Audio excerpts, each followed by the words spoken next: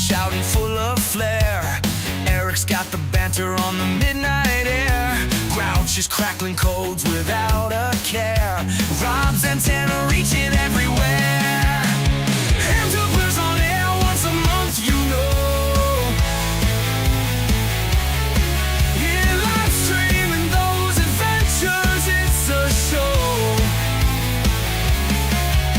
Izzo throwing signals high and low. Marvin's got that frequency glow.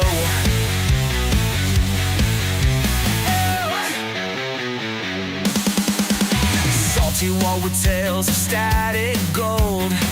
Antenna tales that never get old. Every frequency a story told. These airwaves hotter than any bowl. Hamtubers on air once a month, you know. Yeah, live streaming those adventures, it's a show. Izzo throwing signals high and low. Marvin's got that frequency glow.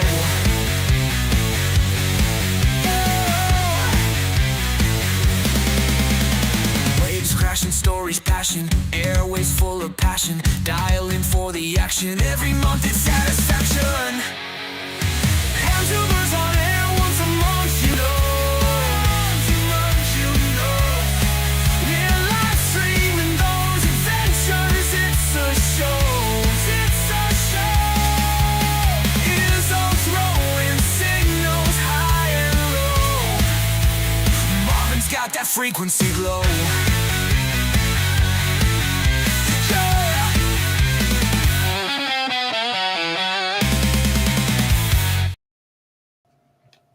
Well, good evening. What's up?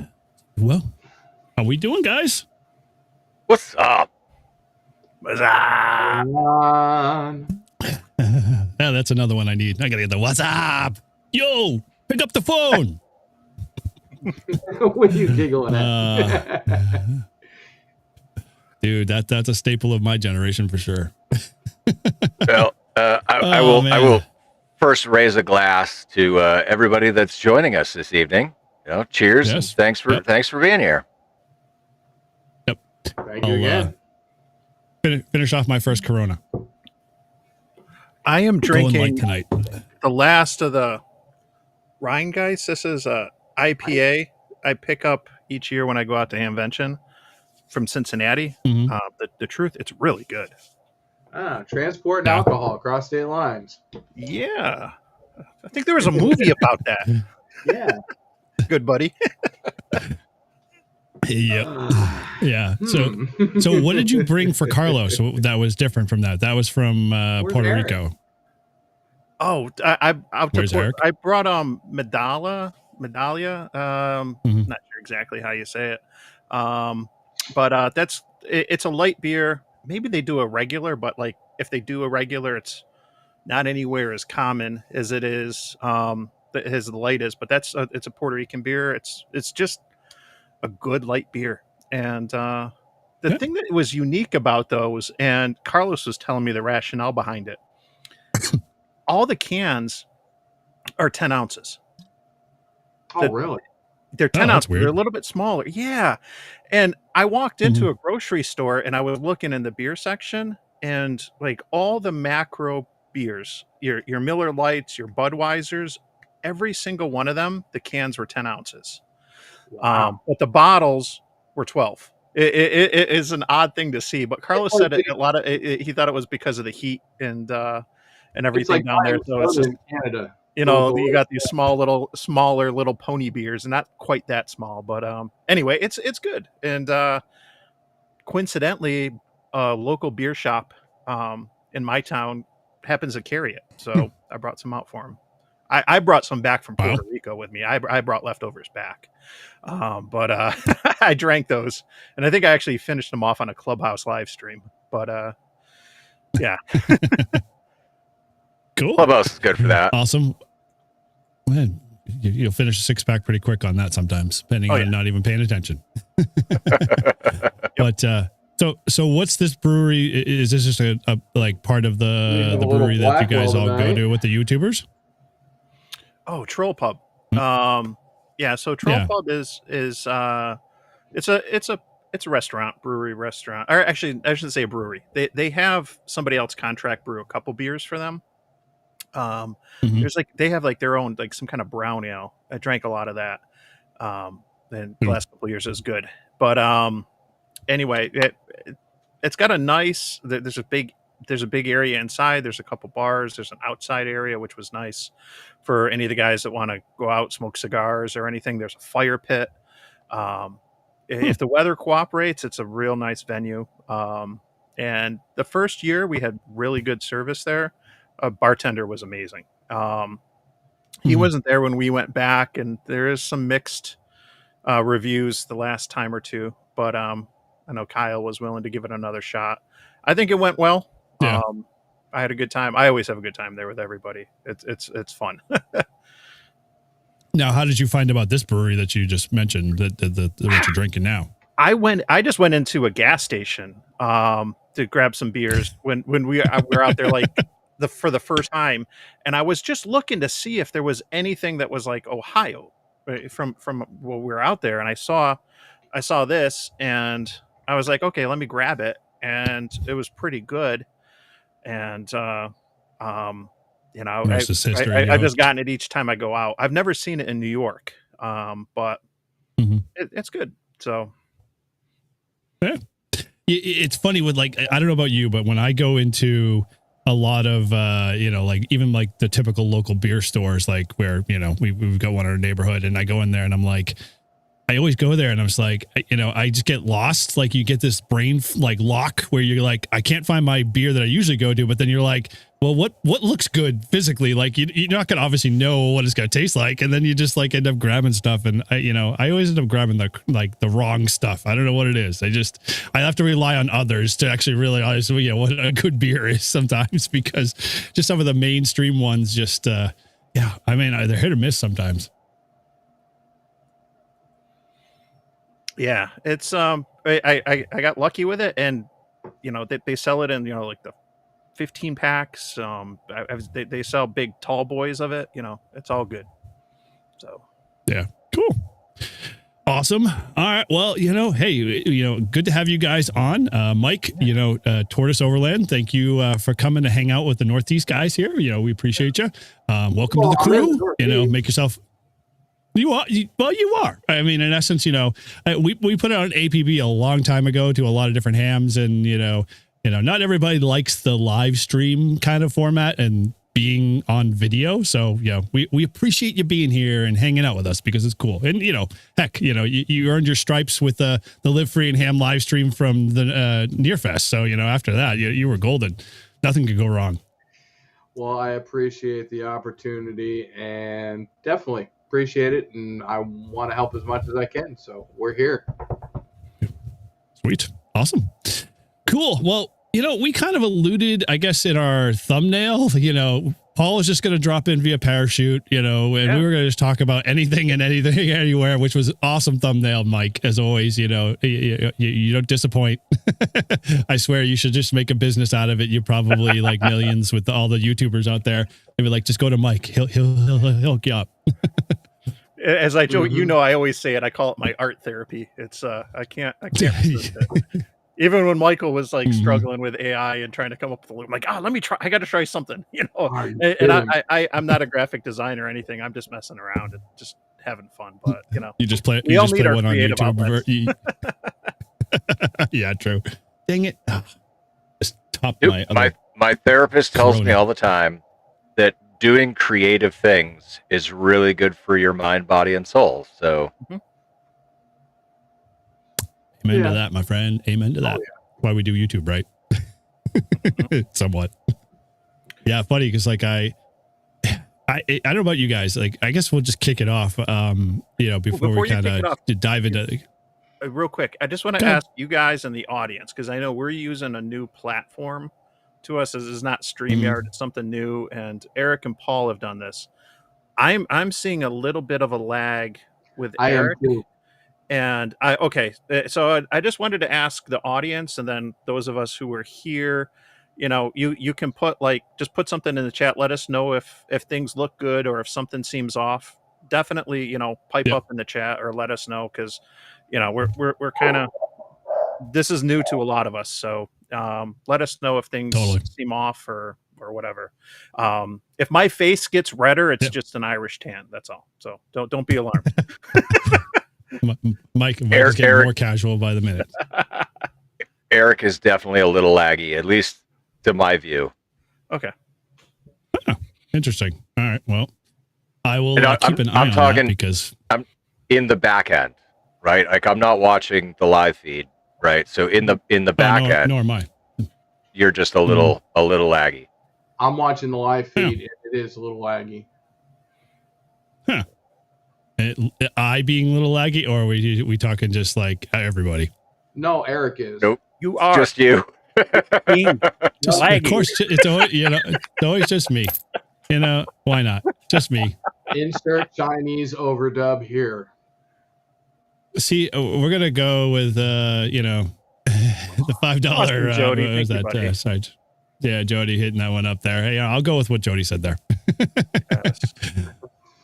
Thank you, Jody. But hey, let me go with you on that one. I can, if it gets worse, guys, let me know. I'll just pop back out in, because I was in earlier, and that, I find if I camp out, that tends to cause problems. So we'll drop in and out. It won't matter. But all good there. So I don't know, kick things off. What's been going on with you guys? I mean, anybody want to take it first? I mean, obviously a lot of stuff, in this past 2 weeks, but anything like in the week that you guys did, anything exceptional? POTA, man, I just spilled my beer, so I'm going to step away while I go mop this up. No one's going to be able to one up Paul. Like the dude's jumping on airplanes or whatever. That is true. So, be right back. Yeah, we'll just let Paul take it. Go ahead, Paul. Tell us. No. Literally, you guys talk about your week first, because yeah. Since Friday, I'm just getting over being super sick. I don't know what it was. Cold, flu, COVID, scam virus. I don't know. I'm just sick. It started Friday night and the whole weekend, and I'm just clearing everything out of my chest right now. But God, I was sick.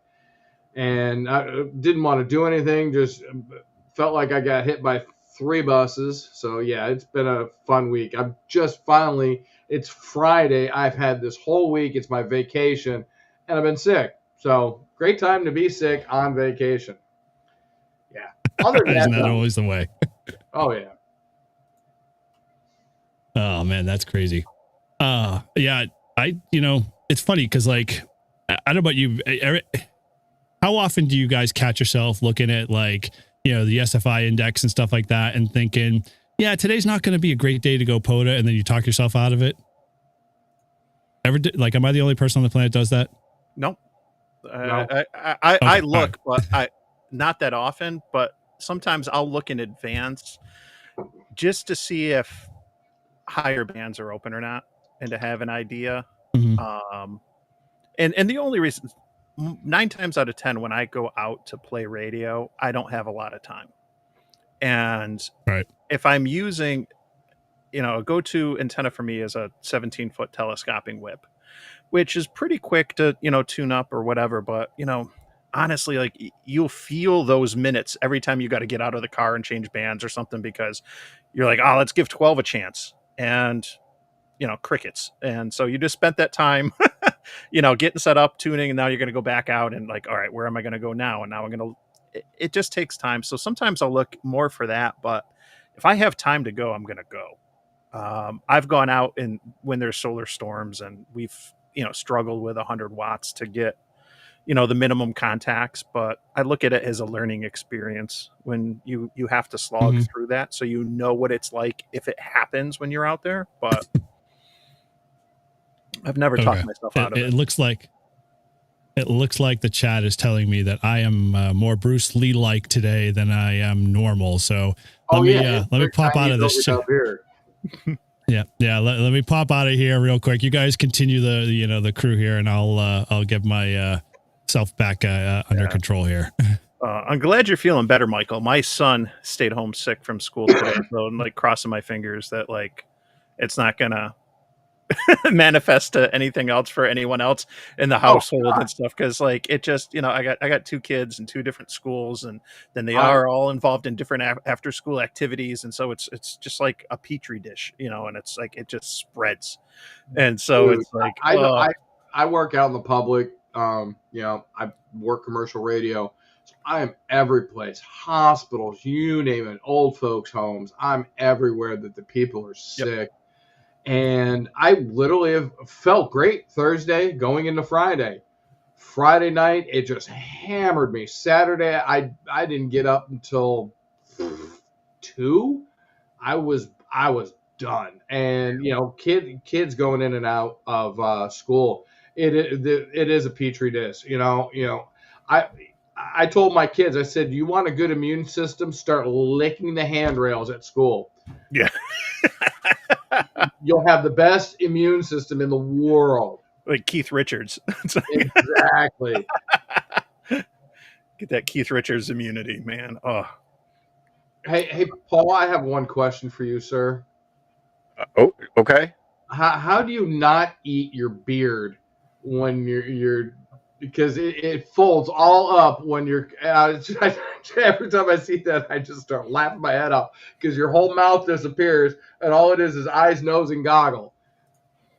Yeah, you'd be surprised. You would think it would go straight into my mouth, especially because like I literally have a grin ear to ear, but it just kind of stays in the front. Yeah, your turtle was fun too. Interesting that you edited that out just as it happened. I'm like, damn it, I wanted to see that. No, that's actually that was how the footage was filmed. So the instructor that was with me that day, she was a young girl, super nice, but clearly didn't really understand my level of inexperience. and so I had no clue how to do turns, right? So that particular jump, the goal was to do a 90-degree turn to one direction and then back to center, and then a 90-degree turn to the other direction and back to center. But because I didn't know how to do turns, like I literally just started spinning, and so the previous jump was my first where the instructor releases me. So you're actually like free falling by yourself, and they're close enough to grab you. And when I got unstable, the instructor pulled the parachute for me. And so like I didn't want that to happen again. So when I started spinning, I panicked for a moment. And I was like, well, I don't want her to pull the parachute for me, so I'm just going to pull it myself. But because I was kind of like on my back and my side at the same time, and so I deployed it really funky, and I went actually through the parachute as it was opening. And if you put that video in slow-mo, you'll actually see my leg get hung up as I leave the frame. Oh yeah, pogo on left foot. Yeah. All right, is Bruce Lee back or not? That good? Yes. Yeah. Okay. Yeah. That's what I get. What happened? When all else fails, Grasshopper, reboot.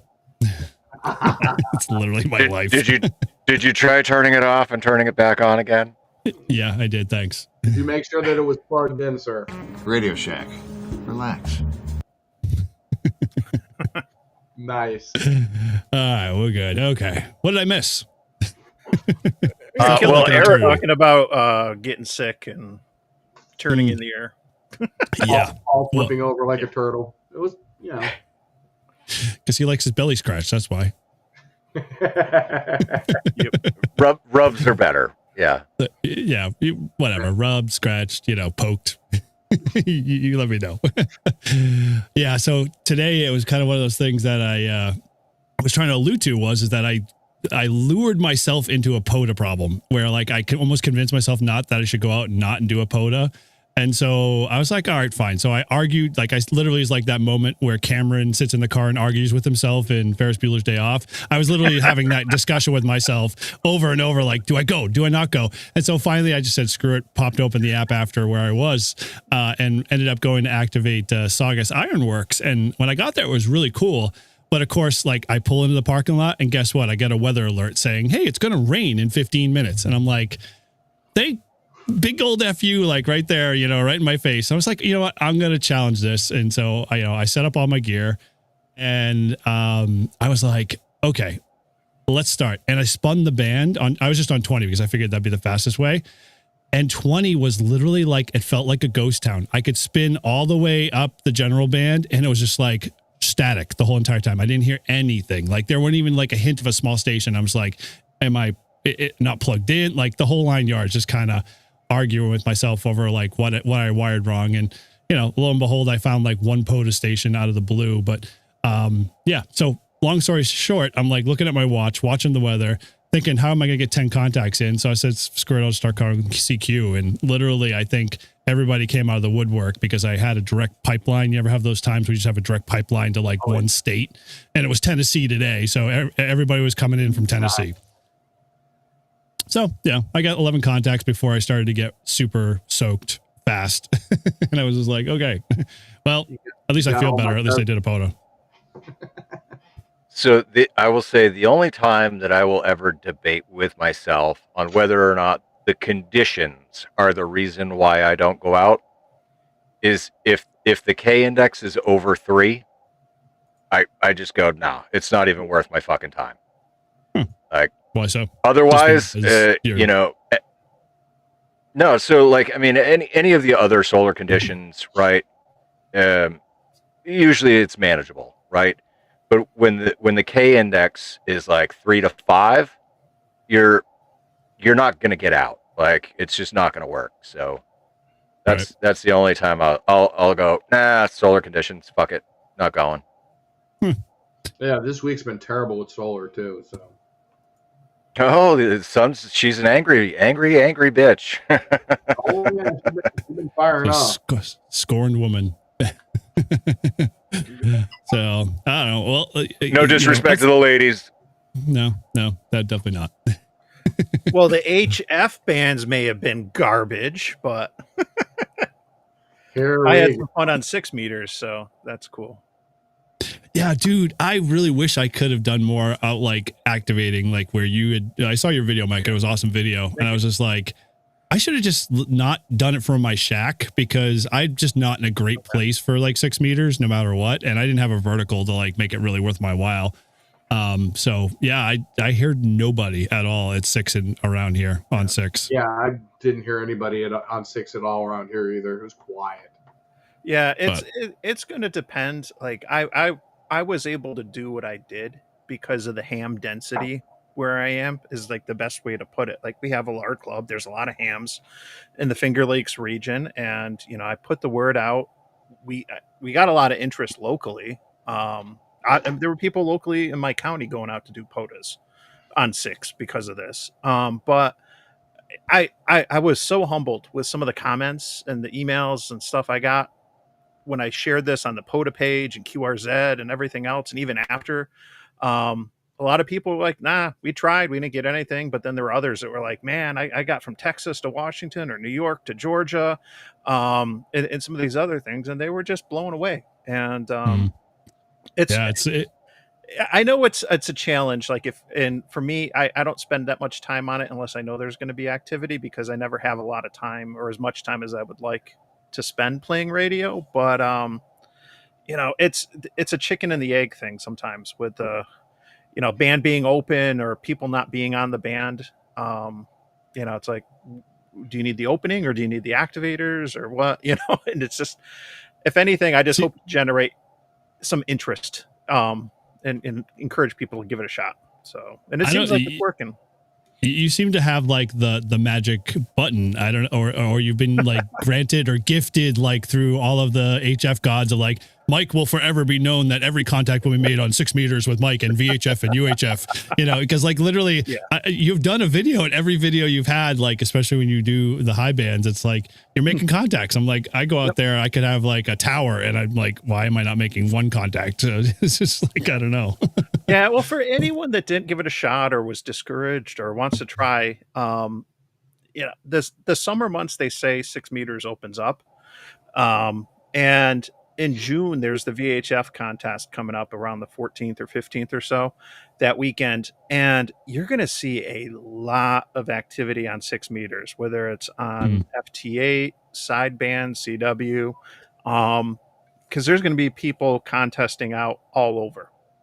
And if you happen to get an opening, and I got an opening in the contest last June, and it was just like, whoa, you know, I'm working people in Texas and wherever, like on 6 meters, it was nuts.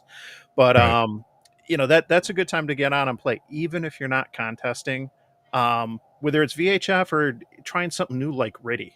Like I went out when I did RIDI and did it during a contest, just because I knew there would be activity and I'd be able to do easy exchanges and stuff. So contests they can be a pain if you're a POTA activator for sure, you know, and you can't get a frequency or hold it, but contests can also be a good opportunity to try something new. So cool.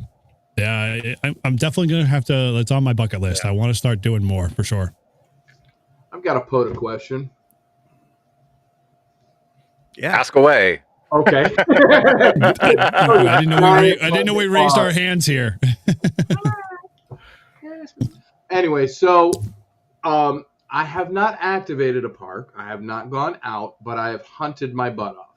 My question is, yes, when you go out to a park, now you look at the POTA map, you bring up POTA.app, and you look at the POTA map. Can you be anywheres in that park, or do you have to be in that designated little marker that they have? That's my question. You have to be within 100 feet of the park boundaries. Okay, that's it. Oh no, that's for a trail. That's if it's a trail. If it's a trail. I thought that was across the board. No, that's just for a trail, because you know the trails can, and we have one that goes through here. I'm thinking Reed's Ferry here, Eric. Yeah, the trails you got to be 100 feet from, because you don't want to block a trail that might only be 5 feet wide. But the parks, you got to be within the park boundaries. Okay, because I live up next. Oh, sorry, Eric, go ahead. No, I was just going to say, to answer Paul's question, Reed's Ferry is not really a trail system. It's just basically a forest. So there's not really like an actual entrance at the beginning of that park based off of any of the maps I've seen, except for a little sign that someone's posted there to say, hey, this is a trail that we've created kind of thing. So I've always used just like the 100, as kind of just if I can't get in the park, I'm going to like park as close as I can to the gate, because that's as close as I can get. Okay, because we have property on the Allegheny National Forest, but I know I can't do it from the house, but I know I can do it from driving up the road and going up and going on into the forest, so to speak. But when you look at POTA, you type in Allegheny National Forest and it gives you a point, and I'm like, do you have to go to that point? No. Okay. Nope. And one of my Elmers in my club is the map coordinator for New York, and one of his jobs was to go out to all the parks and decide where to put the pin. And they decide, because there's some big parks, like in New York, we have, the Adirondacks. You've heard the Adirondack State Park is one of the biggest parks in the nation, and it includes multiple counties, but there's only going to be one green dot on the POTA website in this massive park. And they're going to pick a common entrance or the middle or something. But I know New York, I feel really lucky. We have not just a lot of parks, but the state does a really good job with the park maps, whether it's a state forest, wildlife management area, or a state park, and they'll give you the park boundaries. They'll designate where the parking areas are and some stuff like that. So it gives you a good idea. I'm sure some states do a better job of it than others when it comes to getting those actual maps. What was that website Carlos posted a video on? Because that's pretty accurate. All right. So You there we literally read my mind, and I just threw it in the chat for everybody. Absolutely use that website because it uses the GIS info. Yep. And so it gives a much better picture of the park boundaries. And when you hover over the map, it actually creates the grid location of the actual like boundaries of the park while you're looking at the map, which is totally awesome. Yep. Yeah, it's thanks, Carlos. Yeah. Carlos. Yes.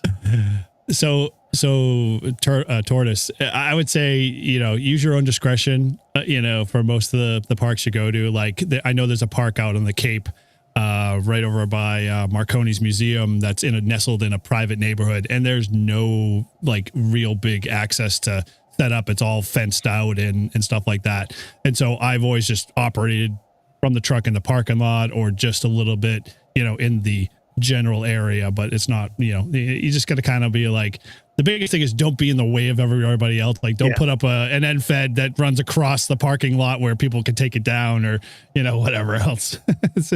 Eric. All right. Hold on. My favorite park, right? So behind where I set up, there's a trail that goes into the woods. Yeah. And that I throw my end fed half wave up and over that trail and it comes down in the trail and I don't give a flying fuck. People can walk around my goddamn antenna.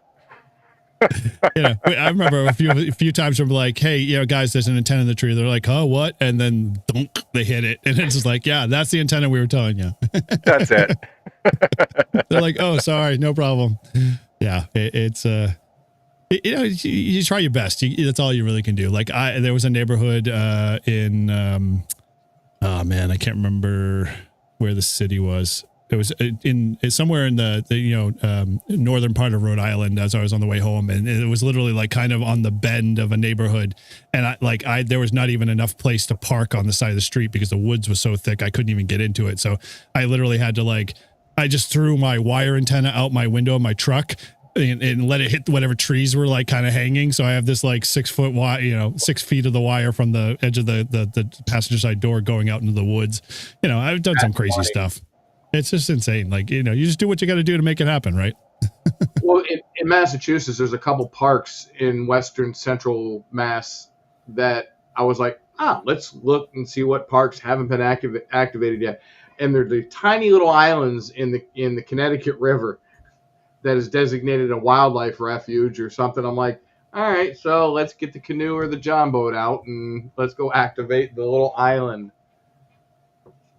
So, a quick question I saw in the chat, people were looking for so I asked the question, do people like to see the chat in while we're talking? Because we can put it in there, but I just figured you'd like to look at our, lovely faces more than you want to see people's chat and everything. Hey, this is Hey, ding dong. There's the Izzo. Mm-hmm. All right. Have a good week.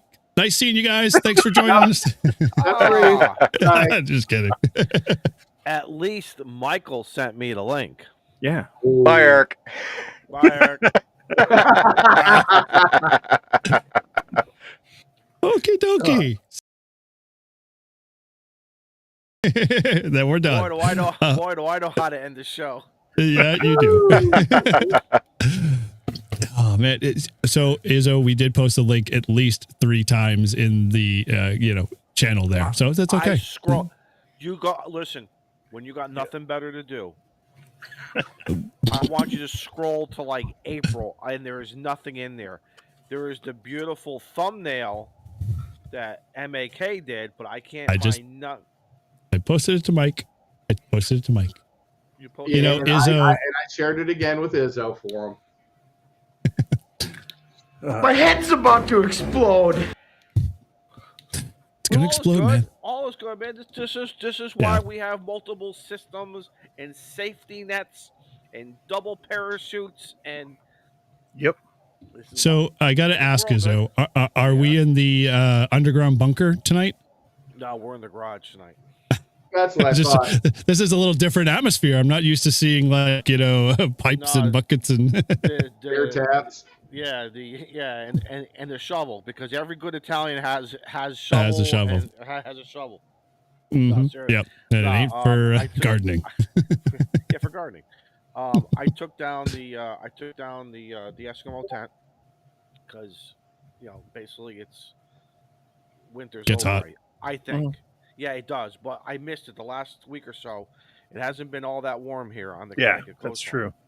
true. hmm I Yeah. feel like I jinxed everybody, but no, so I'll bounce between the back porch, downstairs in the shack, or here in the garage, which I like because there's a shack here too. I have like I'm very very flexible. I wanted to Cool. keep myself so. She's just short of a beer fridge, right? So what are you guys talking about tonight? What's going on?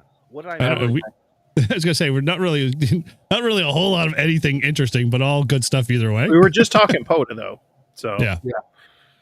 some chat about whether you let the solar weather make the call for you, whether you go out and play or where the park boundaries are, things like that. Yep. I Totally. have found I'm trying to determine, and I think we all do this, right? Because now that we have such access to some great websites and probably some apps and everything else, you can look at data.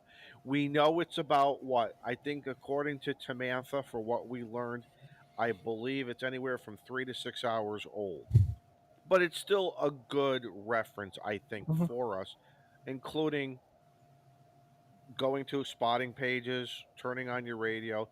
But I think for me, when solar winds start hitting 650 plus, 600, 650 plus, and I think it's the K index is screaming high. Am I right, Paul? I think Yep. when that starts to scream high, I'm not going to waste my time. But I have been surprised, and maybe this is all about learning, right? Because we're still, hey, man, we're all learning, right? Excuse me. Under 600, I used to draw the line at 500 solar winds. Not anymore, because I've seen the POTA spotting page. And Yeah. it's not going to be like walking into Thanksgiving dinner and get me a plate of turkey and sit down and that's that whole armchair copy and you could struggle, but it still could be fun. And I think if you lower the bar, so for me, instead of me trying to get 50 contacts in maybe 2 hours, so what if I only get 20? Who cares? I still went out. I still played radio. Maybe I'll try a different antenna. It's been interesting though. Like I said, what you can do when it's not the great. But I've been watching sunspots. The sunspots have been so low, and it's not like it was when the solar cycle 24 was like in the bottom, rolling into 25. This is different. I can't even work you guys in the north.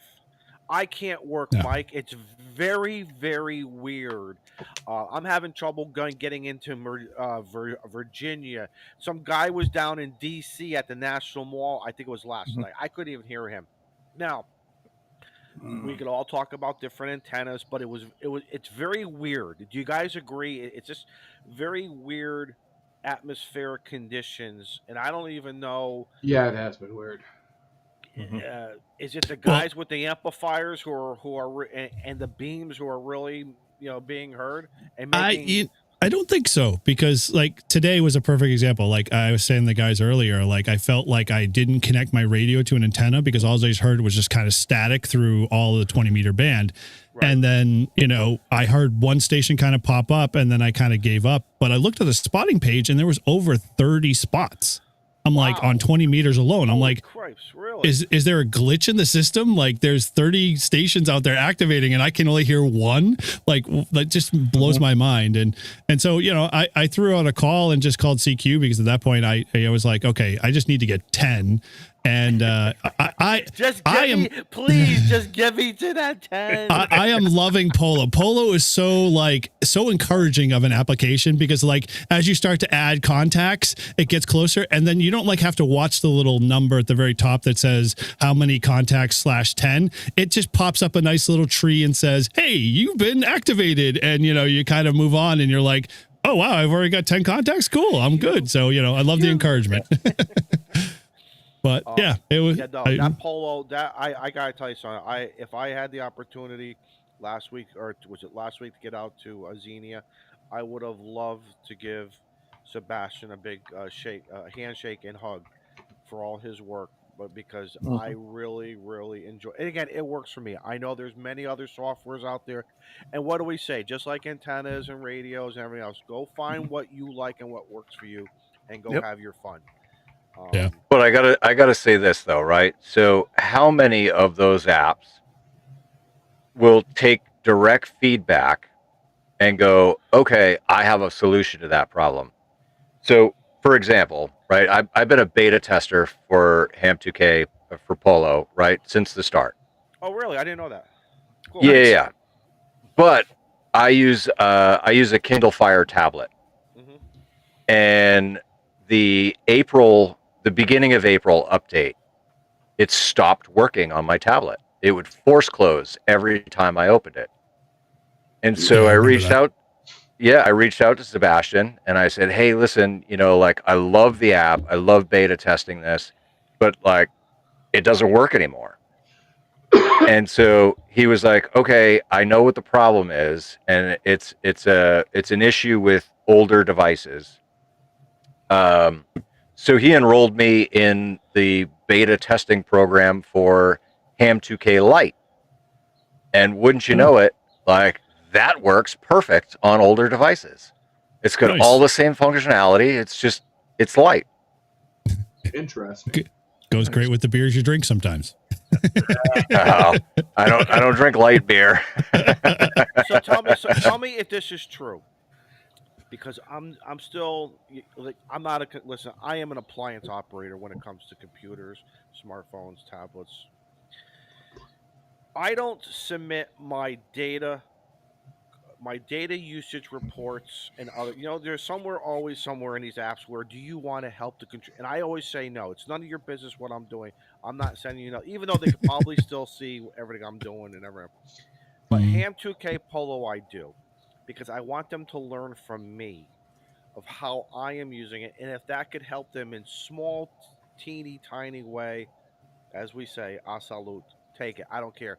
This is what I'm doing. Is there are no government secrets here. There's no financial, crazy stuff going on. I'm just a guy having fun. That's all I want to do. I just want to make some radio contacts. You know. So I do it. Amen to that, Mike. Amen to But that. so I don't know if you guys feel the same way. Is it okay? Send.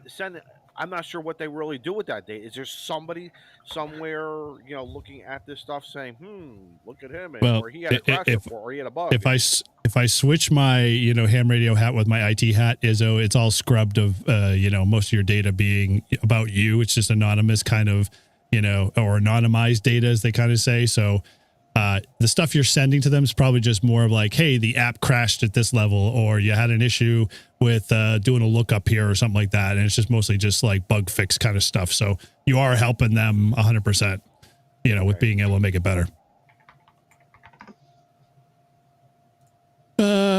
You get to do all of the logs there, Chris. You get to take secretary notes. So get going. You already missed about 45 minutes of the show here, so got a little bit to catch up. So yeah, cool. So I don't know, you guys, a couple of guys here that went to Hamvention. Sorry, I keep doing that. We want to dive into that a little bit. I mean, Mike actually really is the only one that's been there. Yeah, you didn't go. I think I'm the only one that's here. Yeah. No, Hamvention was great, and I'll say this because this is my fourth one. The more that you can be out there, the better, because there's so much to do, so much to see. For me, the last couple of years, it's always been more about the people. But what I did different this year is got out there, and Thursday went to vendor night for the first time. And for 4 days in May. Yeah. And I'd never been there, and I seen some of the videos the last year or so, and I was like, why am I not going to this? I got to go check this out. And it was so cool. So absolutely packed in there. It was nuts for the first hour or so until it started to thin down. But that was a blast. Saw a lot of people there, but just really cool QRP stuff. If that's your jam, then if you're into CW and QRP, that you want to be there. but I added that on. But other than that, like, I mean, it was great time. See, I saw so many people. I realized I spent a little bit too much time in the forums in the beginning, and I kind of called an audible, and it's like I haven't. I've been in too many of these things, and I need to get out and see things, see the boneyard, see places, Yeah. see some of the other vendors and what was there. And so I kind of did a pivot and whatnot. But I mean, it's a really good time. I didn't buy much other than a couple things at vendor night. Like to support the hams, doing stuff. And always make a habit to buy a signal stick every year I go out. Because you got to support what color them. did you get? What color I got did you red get? this year. There you go. See, Last year was blue, and then I think I got another Excellent. glow in the dark the year before. excellent. At Yeah. the very least, right, Mike? At the very I least. always buy a signal stick and an adapter, at least one adapter. Excellent. Mhm. So you got to support them. Mhm. But yeah, it's not so much about the stuff. I mean, if there's things I need, I can hop on HRO, DX Engineering, or whatever, and order cable or this or that, or I can watch for sales. I kept an eye out in the boneyard to see if there was anything that jumped out, any older radios or something really quirky for like 900 megahertz, like an old Kenwood or something. But nothing. I was going to really. send you a message. You know what I wanted you to look for me? Yeah. For 220 equipment, but I didn't, because here's the reality. I'm not going to use it, and I feel I would just be trying to go back to my earlier years in the hobby where 220 here in Connecticut was so cool. The 2-meter band was so overcrowded here that guys were moving over to simplex. Guys were learning about UHF. There were very, very few UHF repeaters. And then that took off like crazy. But 220 was really, as they say, the schnizzle. If anyone knows that, it was so cool. I had The term or 220? Both. And a friend of mine gave me the shizzle for Rizzle. It was whatever that means. It was so cool, and I had an ICOM mobile and I had an ICOM HT. Friend of mine let me borrow. You know how the term borrow means. Keep it because I want to get it out of indefinitely loan. Indefinitely, right, until I need it back because I want to get it out of my house, out of my garage. He had some homemade duplexers that he made. Now he forewarned me. They're not going to be best with temperatures, with the temperature inversions, but it'll be fine. We set this thing up. It had maybe about a 30 to 40 mile range. It was, again, great mobile coverage, and it was fun to learn about 220. So I figured, Mike, if any places, that would be one of the places to find some 220 stuff. Yeah. Yeah, one of my friends brought a tri-band when he was in the boneyard. But yeah, I keep an eye out for that. And it's too bad there isn't a whole lot of stuff that's out there that you can buy off the shelves right now. With 220 stuff, it's mostly FM, and it's going to be like the Alinco and the TYT. And I was just going to say, because I graduated to the Kenwood 741. For any of those remember that line. The Kenwood 740. Remember, you guys, you could pick your third module. It had the 2 meters. It had the 440. Your third band option was either a 50 megahertz, 220, and I think 1.2 maybe. Okay. So to make it a true tri-band radio, and I chose the 220, and that was, oh my god, I had so much fun. But then, just like anything else, it lost interest. Repeaters went down. Nobody was really using it, and it's such a shame. It's such an incredible band. I don't know, here in this area at least, it's just. I have never, and I will honestly say I have to apologize up front. I have never been on 220 whatsoever, and it's not because I don't want to. It's because I've never had the gear for it, and when even I could afford it, I wasn't like, there's not enough of like an interest for other people in the area that use it, and so like I just, it's a bummer because I'm like you as well. Like I want to use every band I possibly can. You know what happens, Eric? I guarantee you, if the 5 of us lived within, let's say, 20 miles or less of each other, and we said, hey, I got an idea. Let's all get 220 Mhm. radios. Or I know a guy who's selling them for $50 a piece. And here's a mag mount for a quarter wave, which is, not too long. It's probably about Mhm. 11 inches, 12 inches long, whatever. We would be using it up like crazy, and we would be loving it. That is what has happened, I think, with a lot of things. Just when guys say to me, "Well, I'm going to go buy an Icon for D-Star, or I'm going to go buy a DMR radio," and the first Mhm. thing I say to them is, "Wait, did you check your local area to see what you have? Is the Yeah. infrastructure there?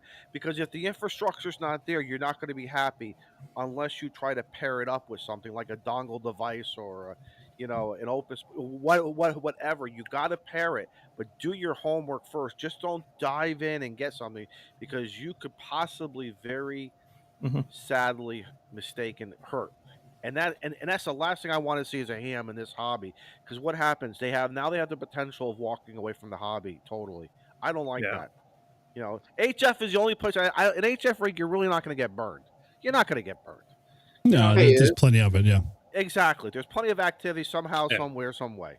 Hey, I've got a tri-bander portable in my truck that I'll give you that I think does 220. Let me verify that. My But if you I want won't take 220, it. let me know. I won't take it because here's why. There's no one else in my area to talk to with it. That's the problem. There's So if you nobody. go to, You And just it got to kills put a me. beam up and shoot it towards Long Island. You'll Shoot- talk to somebody. a beam. No, listen. Let me tell you something. There are these pockets of activity. Am I right, guys? Yep, Even there is. even like the M17 stuff, I'm finding the mesh-tastic Mhm. stuff. There's all these little pockets, and if you're out of the pocket, or do you have the ability to start the pocket? What was that field of dreams? Build it and they will come. Yep. Sometimes that happens, and sometimes it doesn't.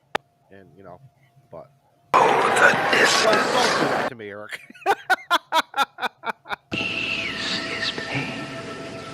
But like I said, so the long and the short of this long story is if MAK could find it, he would be the guy to find it there in Yep. Xenia. But I thought for Walt, sure you want to you see were my going to say ham there was gonna radio? be- Yeah. No.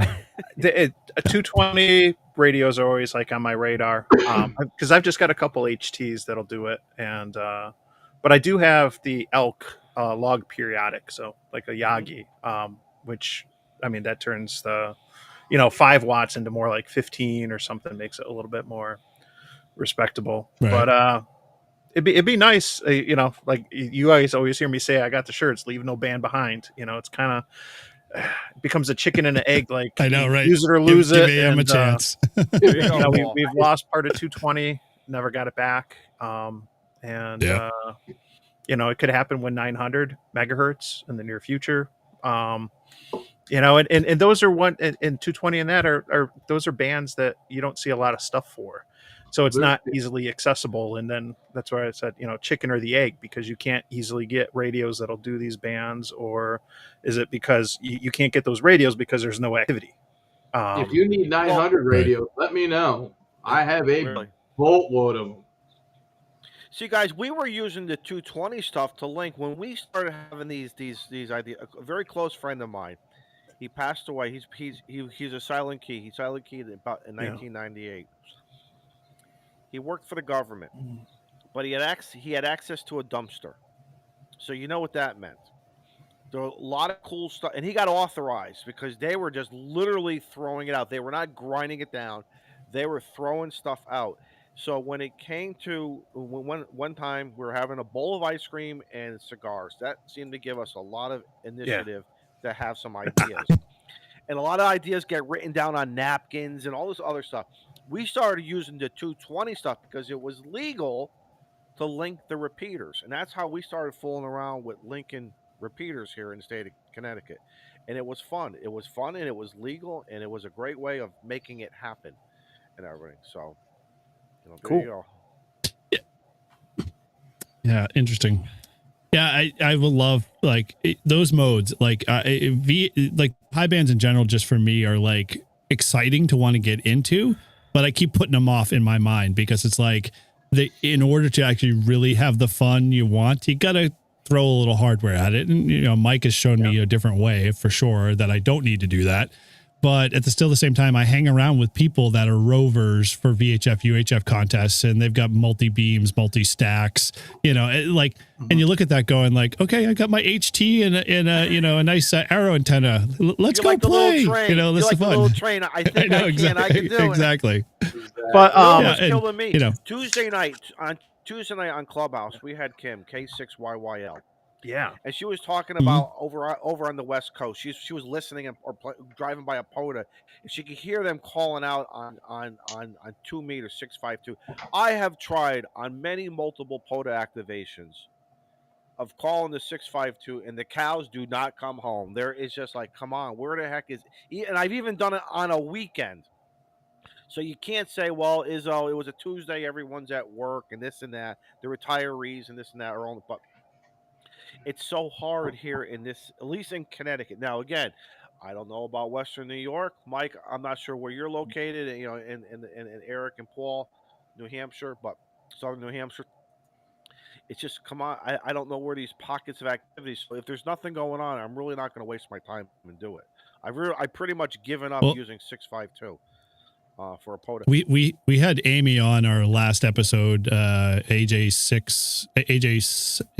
GPA. I'm screwing up her call sign, but she runs the Queens of the Mountain kind of soda thing that they do. A lot of the YLs do and stuff, and it's really cool. But she was kind of an inspiration because she was just like, 5.2 is not really super active, or she was like sharing the example of like she had a couple of new hams that were hopping on 5.2 and calling out, and she was just like responding back to them just to like have conversation to let them know that you're being heard, we're making a contact kind of thing. And she kind of got inspired to like go down to her local clubs and just say, hey guys, why don't we do a 5.2 competition, and let's see how you can do a point system. And so she put together like this whole like thing where she taught 3 other clubs in her area to go do this. And so now they kind of do this 5.2 activity, where they try to make the most points for, bragging rights or something like that. And I kind of look at that and goes like exactly what Mike's trying to do with, the 525 events and other stuff like that. And it's just, we need, more people to like spread that word to make that more, exciting, because once the word travels, then more people start to pick up their Rio and want to do it. It's just like, unless it spreads and people know of it, most people just like, ignore it. And, it's kind of a bummer. Like so this though, Eric, I think we're in a great time, and you're absolutely right. This is really the new grassroots way of getting it out. And you think about it, between this show here and many other YouTube shows, social media, do we have to say anything more? Social media, especially with a great thumbnail, a JPEG going out with it, will catch everyone's attention. And then, everyone's forwarding. And that's the key right there, isn't it? Yep. Share and share and share some more. Yep. Yeah, when I travel all around, when I have the radio in either my work truck or my my personal truck, I always have it on 5.2. When I leave my area, it automatically goes to 5.2, and I get bored of listening to audiobooks. I turn up the volume and start making a call on 5.2. And I always get somebody coming back to me, whether it's they're driving on the highway or they're stationary someplace. Somebody always answers, and it's 5.2 is a good thing just to say, hey, look, what's going on? Always find somebody in the same traffic that I'm in, especially on 90. Always find somebody. Where's this now, Mike? Mike, where's your home? If you don't mind, where's your home at QTH? I am in Southeast Mass. Okay. He's in the Communist Republic of Massachusetts. Oh! I live in the only red county in Massachusetts. Oh, Paul, the visions I was having there for a minute there. Well, it's funny though. I was always hoping, and tell me if this is a stupid pipe dream. We're all friends and brothers here. You could tell me. I was always hoping 652 would be like the Channel 19 for us. Somebody would always be there. Okay. Regardless. It can be. And it can, and just like you guys, I leave my area. I always have a radio monitoring 652. At times, I used to have a scanner that would kind of do it. That did it. It was still scanning in the bank. Um, and it's just maybe they don't want to talk to me. Maybe they hear me and they're like, F this guy, he's an idiot. I don't want or Break I whatever. get a break little 2 rant on there, meters. but Can I get a radio check 2 meters? Radio check 2 meters. Don't this call is not your CQ. number one. Yeah. Just Well, don't call CQ. We learned that, right? You don't call CQ on. But I will still answer somebody who does that. I Whatever. don't. Oh, yeah, I care. will too. I don't care. Hey, Yeah, man, well, make a contact. Get some activity on the band for crying out loud. Yeah, I'll share this story, and hopefully, maybe this encourages others to incorporate calling on 5.2 for their POTA activations. But I did one, and it was actually a soda and a POTA. But I was on my way back to the car after doing the activation, and so I had elevation, 1,500 or so feet up, and just with my Yaesu HT 5 watts, just called out CQ on 5.2 a couple times, and a guy came back to me, Bill, and N2BH. He does a lot with the East Coast Reflector. So if anyone watching is on there a lot, Bill N2BH, he came back to me and he was like, you're my first contact. I just got my technician like a couple days. It was like within the last week or so. He had just got his call, and he's like, this is the first time I've heard like activity outside of the repeaters. He's like, you're my first simplex contact. And so it was, you remember those QSOs. That's so rewarding. Yeah. Thank you. But yeah, you see, I'm going for the feels with this one. Like that was just like, oh, that's awesome. And so it's why it's worth a shot. I know certain places I can go, and I can call out, and because of my terrain, I'm not going to get anything with an HT, but it doesn't hurt to try. Oh, I always try. It's just the frustrating part of it. Yep. Yep. well, I mean, at least 3 of us, 2 minimum, have all been graced by AF1T here in New England. I mean, he camps out on 5.2 only. He refuses to do repeater. Really? So Where's if you know that call sign, okay. Dale's in, I forget where he is, not Henniker. He's got a nice little mountain plot that he's got a couple of VHF, gears, but he's a big contester too on VHF and UHF. But everyone I know, like I've been in the Cape, and I hear on 5.2, and I can hear him booming in all the time, and he'll pick me up and say hello and whatnot. But yeah, so my guess there are people like that, Mike. To the Worcester area. So maybe like if you had to draw a line, is he going to hear my 50-watt mobile in like Worcester as if I was? Dude, God, he'll hear you. Oh, yeah. He'll hear you in Lowell. Like if you even in the Worcester Lowell area, you'll have no. Well, Lowell's a little farther west, but yeah, you have no problem being able to pick him up.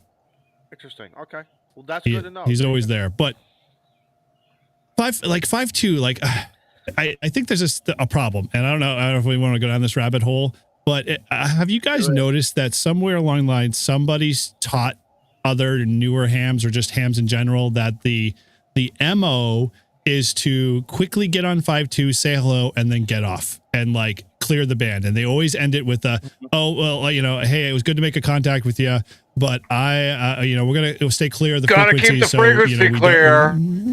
For what? Yeah, exactly. And it always ends up that way. Right. For what? There might be an emergency. Well, remember, okay, so when I got into the hobby, that did happen. So what we did was we looked at the band plan, and we made sure our radios not only had 652, I'm going to throw some simplexes to you. 145 6.8, which here in the state of Connecticut was for the longest time the traditional 2-meter Aries. And the first Monday or the second Monday of every month, we did simplex testing on there. Okay, 145 7.3, 147 4.2, and I forget 147 4.8. So we did that though, Eric, because make a contact. But again, this was in our group. Hey, go over to 5.7.3. So we freed up 6.52 for others, and there would be a couple of Tremungan trolls. But guess what? They're all silent keys now, I think. Or they're looking at that radio and they don't know what it is. And that's fine, because guess what? You know what I mean? You were mean then, you're probably still mean now. You're mean now, and I don't want to talk to you anyway. But but Okay. now, but to your point, I see that though. Why not stay on 5.2? Yep. This is not 14.300 here, the Maritime Mobile Yeah. Net, where we got to worry about some. And if you do have emergency, you know what the word is. It's called break. I have an emergency. Exactly. Come on. That's Let's kind use of some where I was going to common go sense here, because guys. Right?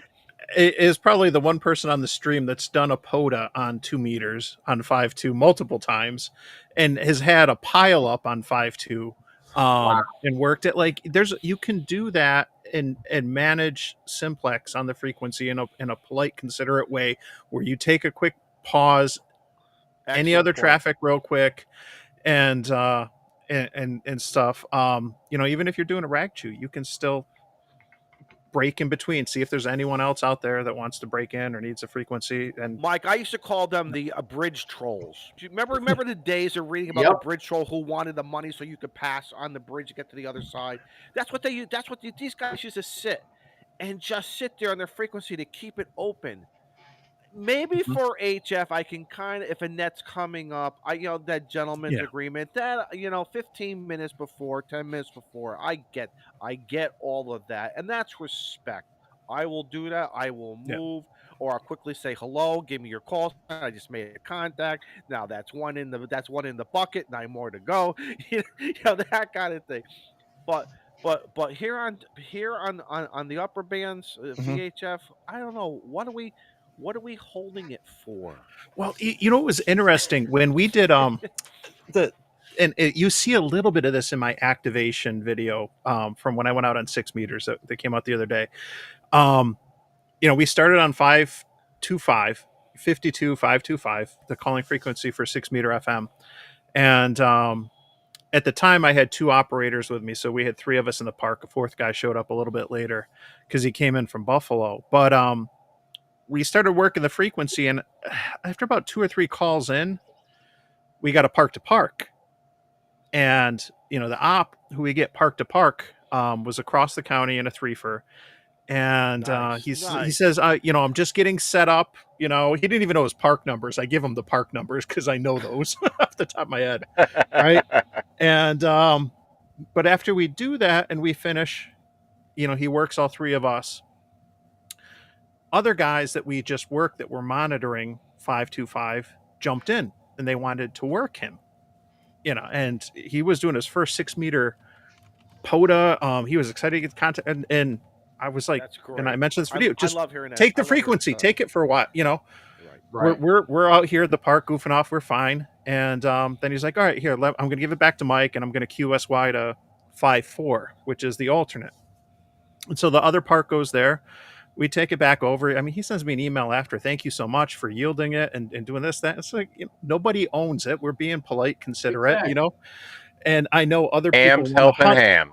Other hams who were out participating in the 6 meter event, they want to make contacts. Let them, I don't own it. The other parks out there, work him. Go ahead. Like it's, and people can. It's not hard to do. It doesn't cost anything to be kind. They say. So yeah. No, dude. A few times where I have worked somebody on 652, I'm like, where are you? Oh, let's go to 10 meters, and then I'm going to work you on 6 meters. I mean, those are the fun where you can work somebody multiple bands. It's legal in POTA if you won't go. It's legal to do that, and as well as it's kind of fun to me. I'm always learning about where you are, what kind of antenna you're using versus what I'm using, and let's see what kind of ground wave that we can make it work. Where does the string end, as they say? Where is it end? That's fun. Yeah, and what we did is, I mean, I set up the Faraday 6 meter. So the 6 meter Faraday, that the Faraday fabric antenna from Ben, ham radio rookie, is a vertical, but then I set up a speaker wire dipole as a horizontal because a lot of this was going to be line of sight. We needed to worry about cross polarization and the loss, and so we set up 2 antennas, 2 half waves, vertical and horizontal, switch to go in between them, and I mean that night and day the difference. You're talking 3 to 4 S units. No and it's the difference between being able to work somebody on VHF line of sight regional, like 4S units. So it's, I mean, it was so neat to see and hear. I knew about it because I'd experienced it, but the other guys were like, oh my gosh, like this is crazy. But we had that option that was fun. and it was a neat little experiment. We learned a lot. I noticed one thing. If you want to learn about antennas, especially VHF and UHF, get with a VHF and UHF contesting group. Yeah, that's what I do. Hit them up. Man, yes, Mike. When I was in when I was a first hand 30-something years ago, I worked with W2SZ. Mike knows who that is, I'm going to guess, and probably a lot of the other folks here know Whiskey 2 Sleepy Zebra. It's the RPI radio club at Rensselaer Polytechnic, and they always go up to Mount Greylock. And I learned how to contest. I learned how to log, and I learned how to bust my butt learning Yagis. I did Rover for them. That was I think some of the best fun we ever had. We had little dishes set up. We did everything from 10 gigahertz to 6 meters mobile. And we had little transverters. We with an HT, and we would hook it up and go deet, deet, deet, deet, every band. We liaison on 6 and go through 2, 440, 220. We did it all. And I learned antennas. I learned how well the antennas worked. It was really, really fun. It was the most fun I actually had in ham radio. Michael, to your point, did you notice this? I've done that twice. Those guys are like my heroes. Oh yeah. They're squeezing every watt out like a QRP. They're on the opposite end of the spectrum of QRP, where you want every single watt. Oh yeah. To get You're out. Getting anything out of those transverters. Right, and they're going to make sure they are not the loss. You talk about this and that, and these guys are serious. And you can learn so much from them. Yep. And yes, you're on the mountain. I remember going up to Greylock and having such incredible time. And I'm meeting a group one day. Walked up to them. They're like, "Yeah, come on over here. We'll show you what we got." You didn't have to tell me that twice. Was that the contesting group, or was that for VHF? I don't even know, man. I was just driving around. I went for a ride. I went for a ride, and you went for a ride from Connecticut. Yeah. Well, we used to take the go up to 91 North. What's the is it Route 3 or that goes across the? It has some type of nickname. 80, 84. No. Route 3. When you get into Greenfield, you can go Route east 3, or west. Yeah. And then we would go up to North Adams. Yep. I forget a Mohawk Trail. It's called the Mohawk Trail. Yep. And we would take that, go up into North Adams, and then shoot our way down south. Sometimes we would shoot our way north on Route 7 into like Rutland. And these guys, like I said, they are serious. And you can learn so much about them. But like one of the things I took away, many things I took away, was they want to squeeze all this power, making sure there is almost infinite loss. Right. To make sure. What I found interesting is at 2:00 in the morning when they said, "Hey, can you go check the rotor on the 6 meter?" And it was a whole tower. The towers that they brought up there, most of the towers were rotatable. And you get up and you start climbing up, and you get up just so high, and all you see is fog below you, and it's just you're the antenna boy. Oh yeah, I was the antenna boy, because they're like, "Here, go check this real quick." But they were making amplifiers out of Klystron tubes from microwave ovens. And they had so much home-built stuff in this. But it was part of the radio club, WA2AAU. Dick Fry ran it. And we would build and do everything at the Earth Station up in Schenectady. And it was a blast. It was so much fun. It was just setting up, tearing down, fixing stuff while we were on the go, roving, hitting every freaking grid square I could possibly count. It was. You learn about grid squares. That's where you really learn about grid squares. Right. And then the four. Real quick, right? You go to the 4 spots, and boom, boom, and you actually have to move. And it was like a military operation. go to this grid square, we'll contact you, then, then do this 4 square, and then we had schedules. It was crazy. It was a military operation with these guys, but it was down pat, and we never missed a contact, and they knew where we were supposed to be when. They would rotate the beam on the direction to where we were supposed to be, or the dishes, and we would be there. And absolutely so much fun. Mike, do you remember the horns? Did the guys? I think it was called the horn antenna. Mhm. And I forget and I think that was for 1.2 and higher, I believe. But They had 1, 2, 2. They had 1, 2. We have a portion in 2, 4, I think. We had something in 5, and I know we had 10, and we had 24. it was explained to me that the precision that you wanted to Oh, it's a laser aim beam. that antenna, right?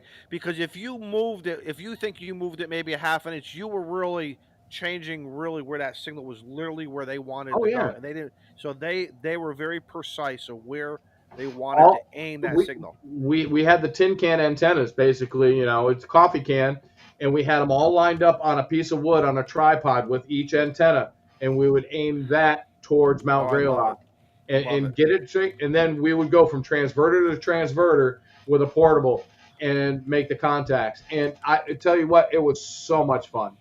Greylock is if anyone out there listening, go to Greylock. It's a Oh, fun yeah. place. Bring the family, the whole 9 yards. But if you get to play radio, play some radio while you're up there. And it may be, I'm not sure if it's a Poda Park. I can't remember now if it's I a don't Poda know. Park. But regardless, even if it's not, go have fun. Go have fun. You will have fun. I will be very surprised if someone says I didn't have fun. So Oh, it was a blast.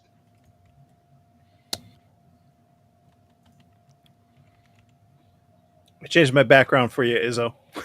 yeah. Hey, Mount Washington. When I There went we up to go. when I went up to Yeah. I've been up to Mount Washington twice, and each time it was just amazing. And each time there's a shelter there, Mhm. and I knocked on the door. I was hoping somebody would answer. I had a feeling they were looking at the peephole because I'm sure how many people do that. They're not gonna, you know. I'm like, come on. And one time I had my emergency badge, and I was hoping that would kind of like get me in. So I don't know. Maybe the guy was in the bathroom at the time, or maybe they just have this policy: we're not answering the door for anybody. And if that's the case, but again, that's another fun place to play some radio, as well as the many mountains of Massachusetts, Vermont, New Hampshire. Yeah. I'm sure Maine is the same way. Parts of New York. Mhm. New York was a very weird because like some of the lakes, you get into like this lower area I have found. Yeah. Like a Saranac Lake.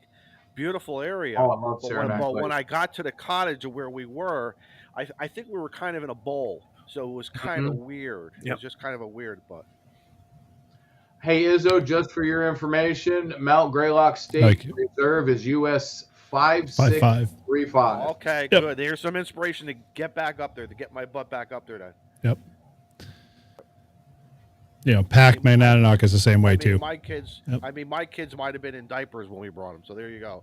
That was 15, 18 years ago. So there Hey, you go. look, it's like full circle. Eventually, they'll be able to bring you, and you'll be in diapers. But I'll be in my Depends.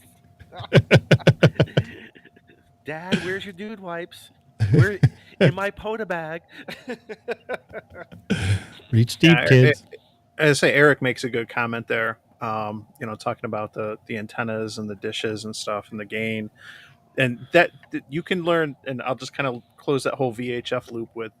There's a lot that you can learn when you operate on those higher bands, and you learn about antennas and gain and being able to. It's easier to manufacture at higher frequencies with lower or shorter wavelengths. You can easily make a Yagi for 33 centimeters versus 20 meters, right? You're not going to want to hike up with that, but feed line loss. I'm about to buy some coax this weekend for the contest next month, and it's going to be for 900 megahertz and 1.2 gigahertz. So I gotta be What are you looking very, at? very conscious. What's that? What are you looking at? What do you think you want?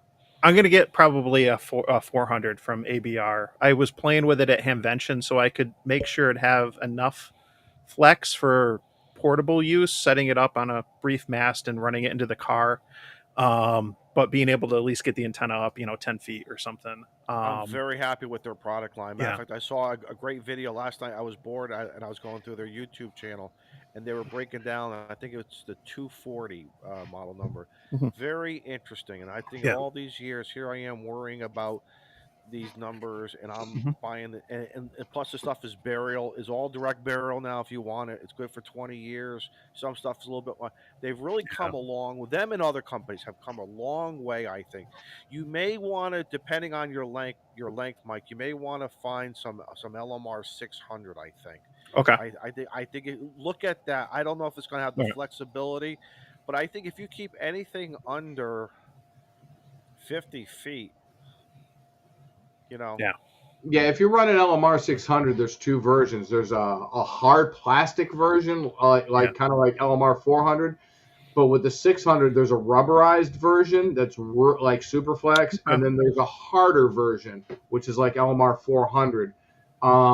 If you want the flex, get with the rubberized version. I think Tesco carries it. The connectors are a pain in the butt, though. Ask me how I know. Can I ask you guys a question about this? About connectors?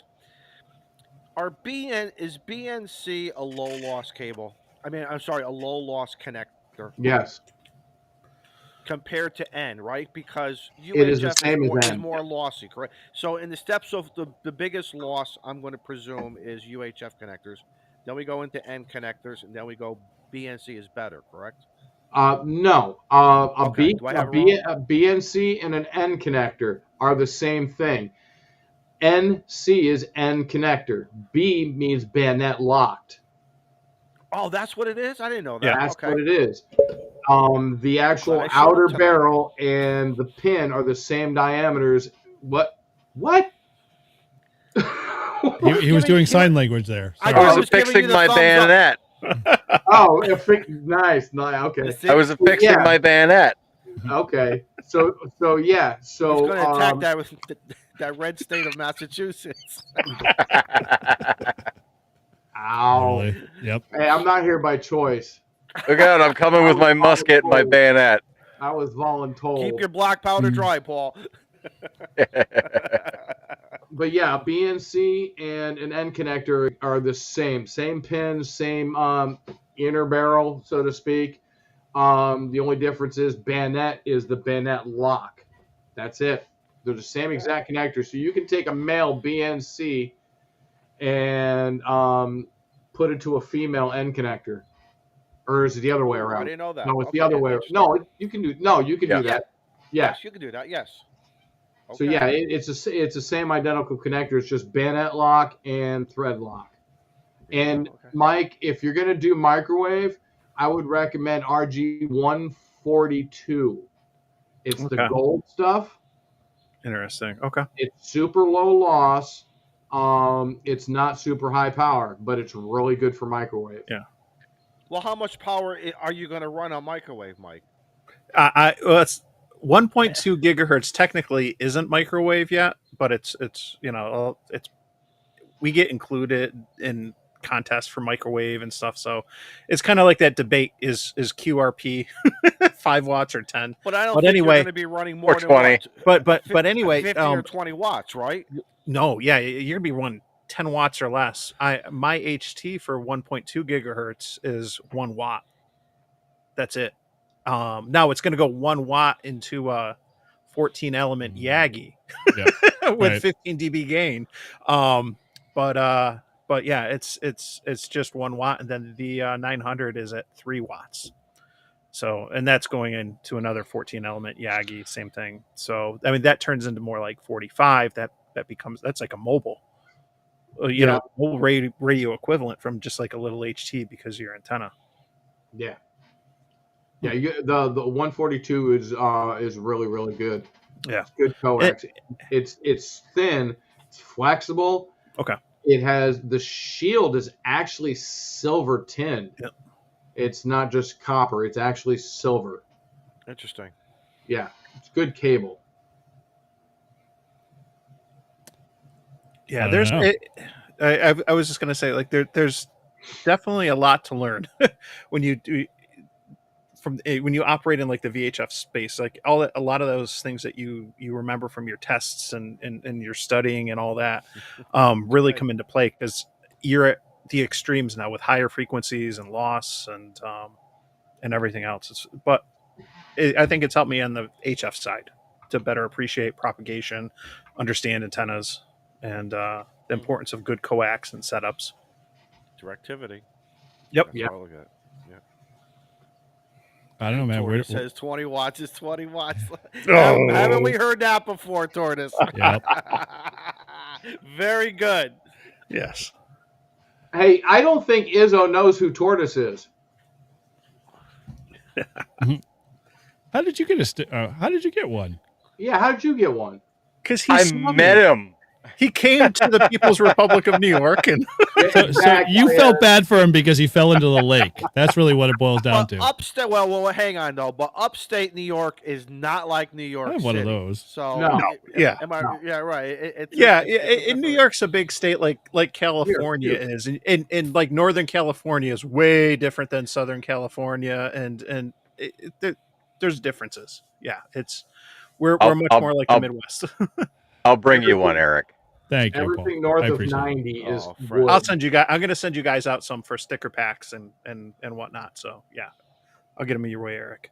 I appreciate Speaking it. of Do stickers, I know Tortoise? Do I know Tortoise? I just don't. I'm not putting the name, the YouTube name and the face or a call sign. I don't know. Together. What name and face do you want to put to him? Really, Paul? Yeah, that's I Tortoise. didn't know that. He's a small little New England channel that we torture from time to time. I don't think I have you. I'm gonna have to like your channel then. Yes, you will. Yep. Hi, Izzo. Oh my god!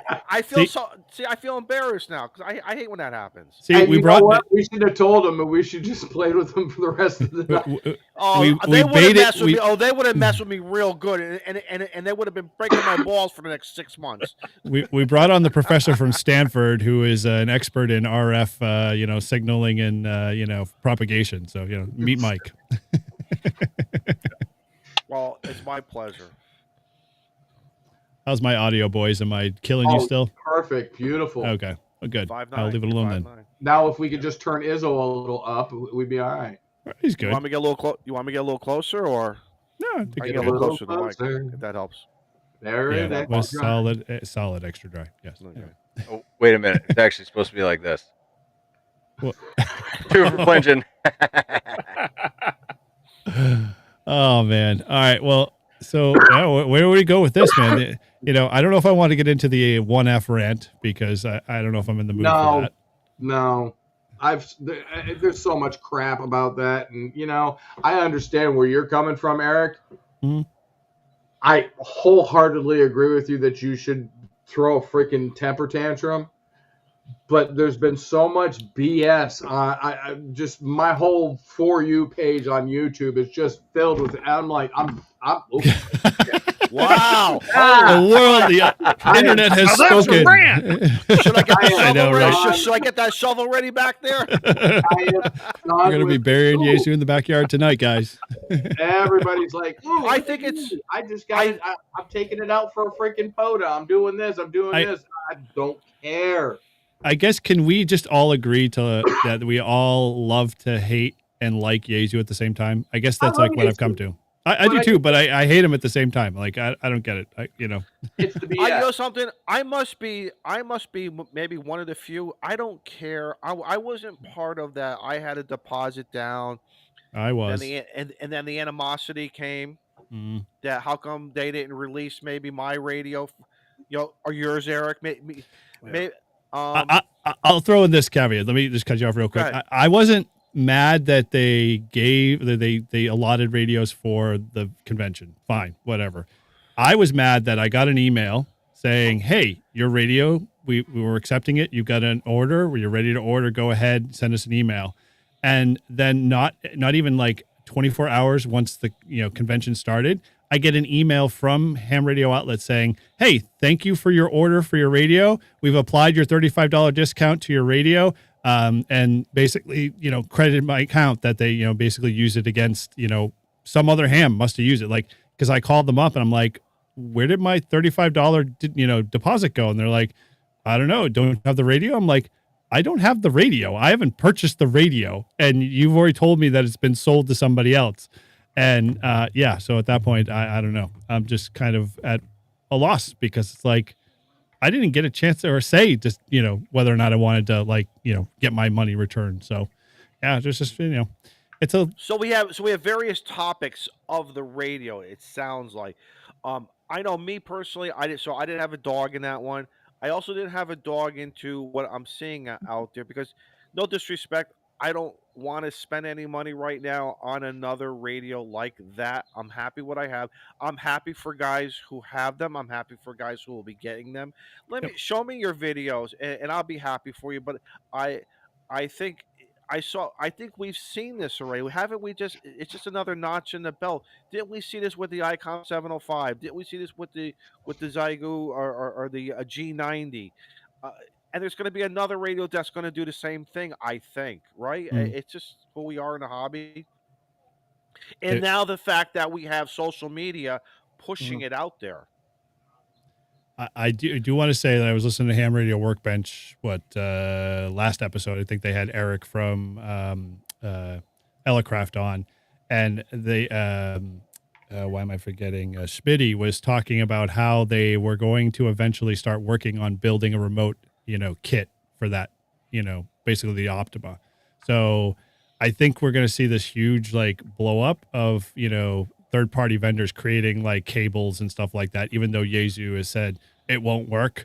Every electronics guy, at least I trust a lot of the Ham Radio Workbench guys. They're much smarter than me. They're like, oh yeah, it should be no problem. So they'll engineer something that will make that thing remote mountable, which would be pretty That cool. was, what that was. Hold my beer and watch, Mm. and I will show you. I Yeah. will build it. And you know something? And then getting to the thing with the accessories, I saw that with the Icom 705. Maybe I was kidding myself and being with the ignorant statement that I don't need anything else. I have the 705.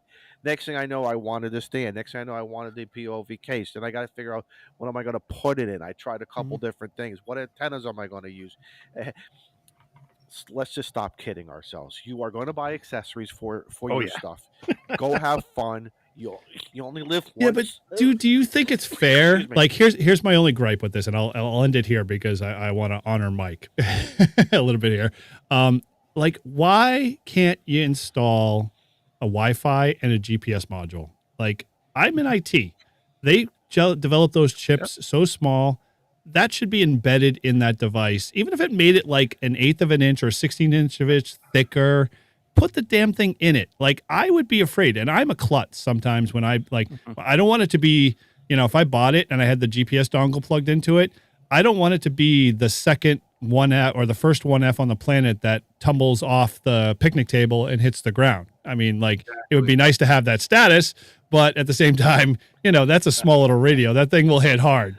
So, and it will guarantee snap that little GPS dongle right off, and so. I think it was retarded to make it a dongle. Why didn't they put it inside? Just put it in. Absolutely, it handicaps the radio. It's already, Think about it this way. Here's my rant on it. And I love my ICOMs, but I love Yaesu's, Kenwood's, Alinko's, and all that. That said, you think about having to add the dongles, or you got to have the fan, or you got to have all these snap-on accessories and adapters and all these things to make it work. It's like what Yaesu gave us was a new Mac. And I'm a Mac fanboy, but you get a new Apple and you're using proprietary cables and dongles and all this. And yes, it just works. But at the same time, too, it can be frustrating when trying to play with the it. Icom 705 caught that similar flack of how come you don't have an internal tuner into this thing? You put it into the 7300. And we don't know what goes on. I would love to be the fly on the wall during the R&D meetings and all this other stuff and these prototypes that come out, those secrets, all that, secret squirrel stuff, because what is the reason why? The only thing I will tell you with that FT1 is the rubber inserts in the back of the radio. You pop them off. You better put them in your pocket, or you better have Yeah, a you're gonna bag lose 'em. 25 or Lose 'em. something. Yeah. Yep. That surprised me. And just as a general observation. Yep. But I think we will all have our love of a radio. Like me, I'm the biggest Icom Yeah. fanboy. All of a sudden now, I bought a couple of Yaesu pieces. In the public safety world, I was always Motorola. Now I bought a Kenwood Viking radio. Well, I'm being forced to, but I like it though. It's a great radio. Yeah. So one of those things. So we sort of cross, and we're still going to have fun. But as the end user, I don't think we'll ever really know why. Like some of the things that you just said. Mhm. Why they didn't do it. If again, just like you said, if they just made that polymer maybe just a little bit bigger, Yeah. would it have worked? Or maybe they tried it and they Yeah. found there was a conflict, but they won't just tell us why. But tell us why then, right? Yeah. Yeah, that's the one thing. It's like it would be transparency would be awesome from them. Like, and I wouldn't like fault them if they said we just couldn't do this because of the design timetable. Okay, so fine, plan it for the future. But you know, like don't create that side slot like that they use for the Bluetooth module and not make it like the APRS module, like or the GPS module or whatever. Like you just make it pluggable so you can put many things in there, and it's like Mike with the dongle example. Like, I mean, yeah, you can put any dongle you want on a Mac these days, but you just have to have the dongles to do it. So, make it the same way, make it modular. Anyway, so I'll close this down. Joke that went over everybody's head. Which one? Oh, okay. Jody's apparently designing something that's too expensive, but if either way, man, if you could design something that solves the problem, I don't care. I'm sure there'll be a bunch of people that'll be like, here's my money. I'll take, So build what's it. that radio? So base price that radio is what? About 14, $1,500. Just 15 for the without head tax. is $1,400. Yep. Holy, God bless America. That's a lot of money. Yeah, and you can use this. Like I was watching KM4ACK's update on the APR stuff, which fell short on the floor, but not his video, but the fact that APRs did. He was using a third-party dongle, so it's possible. Hey, all right. So speaking of dongles and wanting to get off the fucking stupid new Yaesu radio topic. All right. Eric. Go ahead, Grant. Eric, back in the day, right? Like last year at some point, you were talking to a guy that was going to take that fucking stupid Bluetooth module and reconfigure it for the 891. He's still doing it. Yeah, he's got it. He's got a Has prototype. there been any updates on that? Yeah. I can't mention much because he swore me to secrecy because he still wants to. Can I get a prototype? I don't know if you kiss the ring and let me know. Yes, it's not the ring. It's not the ring that's going to make it work, brother. It's the guy from Canada. VE2. It's not the ring. It's the dongle. The dingle dongle. Kiss my dongles. Yeah. Oh, That'll man. work. That'll work. Yeah. There's so, the yeah. show title. If we ever had, an actual podcast to go to. Yeah. Thank God the show we don't do, shorts or anything like that. I don't see why not. It could go really bad south fast. So anyway, well, let's get off of the 1F and move on to something different. I figured. Oh, here we go. Nice. All right. Well, what else you got? I mean, anybody got any? Who wants to hear about skydiving? I do. I do. Oh, skydiving. Fine. Would yeah, it no, drop in with that? Your video. So again, I don't I'm know gonna go what get the something to hell I'm drink. I'll be right watching, except that it was you, right? Yeah. But when you were showing us the different layers, can you explain that to me as well as many others? And if they have not seen your video, they got to watch your video like I did. All right. Well, which different layers and what were they trying to teach you how to do the tumble and the roll and learning the hand signal, getting it into muscle memory that when we're telling you to do this, because you were doing it at different levels, correct? There was 3 levels in your last video. Can you explain the how, what, whys? Okay. So the very first skydiving video that came out from Current, right, was it was my levels 1 and levels 2, and I had to repeat it. I don't know what just happened Who's here. playing with studio mode? Oh. I was curious what that button did. Okay. I turned All it right. off. Dennis the Menace there. Press the button. Press the button. Hey, it's shiny. Go touch it. Yeah.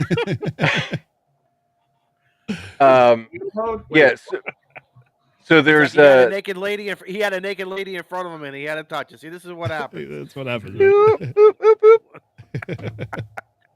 So yes, each level is a series of progression. So level 1 and level 2, it's just practice touch, right? And so what it is it's getting you comfortable and familiar with the deployment process, right?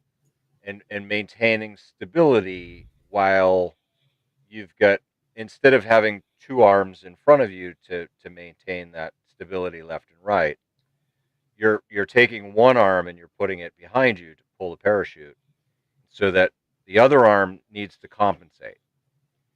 And so levels 1 and 2, that's what you're learning. Level 3 is the first time that the instructor lets go of you and you actually experience the feeling of free fall on your own. Now you're supposed to maintain some semblance of stability. I didn't, which is why I had to do it twice. Level 4. Fool me. You look seriously. You couldn't have fooled me. A guy who doesn't know what you're talking initially looked all great to me. Well, I appreciate. No, that. I said this very sincerely. It looked great to me. I mean, look good to me. Unless you're telling me we need to work on technique. That's what it sounds like. And strategies of this. If I'm going to do this, I need to do this to maintain my stability. Once again, stability is the key word here. Yep. Got it. And honestly, the biggest thing is relaxing. You have to be loose, because if you're tight, then what ends up happening is your body puts an odd force on the wind, and that will increase your instability. Interesting. And so so when I got to level 4, where you have to do 90-degree turns to the left and to the right, I didn't know how to turn at that point. Like, I had no idea of what I needed to do with my body to naturally initiate a turn. I spent $200 and I went to the iFly wind tunnel, and that's where it clicked. They were like, okay, no, look, like, this is how the wind flows off your body. No kidding. So you have to adjust your body to move with the wind. And so once I got that tunnel time in, things got a lot easier in the sense right? that, like, yeah, I understood better how it worked. So the last video that I put out was levels 5, 6, and 7. And so with level 5, you're doing 180 and 360-degree turns. Level 6 is when you intentionally make yourself unstable. And so that's where they want you to do barrel rolls, and they want you to do forward flips and back flips. Yep. Because that makes you unstable. And then as long as you understand to get back into that neutral position, it stables you right back out. And so if you watch the video, my level 6 jump was really, really, really good. Like, I exited the aircraft very nicely. So I was looking up at the plane. And now when you come out of the plane, you've got the relative wind coming off the plane because the plane's moving forward. And so you step out into that, and then you ride that hill, is what they call it. You ride that hill down to where then you're belly to the earth. And so yeah, so I finally got that exit right where I came out right and I leveled out good, and I made my barrel rolls and then my flips, and the the unbelievable like feeling of putting yourself where like literally the earth is spinning around you as you're tumbling, and then you just go back to that free fall position and you stable right out. Mm. It's so cool. Um, so yeah, so 100% like that latest video. I encourage anybody and everybody that wants to see it, please go watch it. It was a It's ton of fun. fun. All my AI songs are I write the lyrics and I tailor it specifically to that video. Um, so that was my favorite set of jumps, right? Where like I actually started to have some fun in the sky again. Because 1 through 4, I honestly, my nerves got the better of me. I was so racked with anxiety of, how do I do this? And how do I do this the right way? How do I make sure that like I'm not just going to spin out of control and, end up splatting into the fucking earth, you know? Like, and so yeah, so I got a lot of a confidence boost from the tunnel and understanding that neutral body position and what that position feels like. That it made those jumps so much fun. So today I got to go up and I I was I was at the drop zone. Well, I'm living here in the Grouch Mobile Command at the drop zone. But so I walked over to the hangar at 7:30 this morning, and by I don't know 8:30 9 o'clock we were up in the air. And today's focus was the next level of my progression, the next things that I needed to learn, which is flat tracking. And so the purpose of tracking is when you're with other skydivers in close proximity, you want to be able to turn away from each other and then just kind of go in a straight line away to give yourself some separation. That way, when everybody deploys their parachutes, you're not deploying on top of one another. Makes sense. Comment. Okay, that makes sense. Yeah. So it's a very foundational skill that I will build upon, and and it feels weird because you go from focusing on the horizon to you're putting your legs kind of up, right? And so you're putting your body more in this position to give you that forward motion.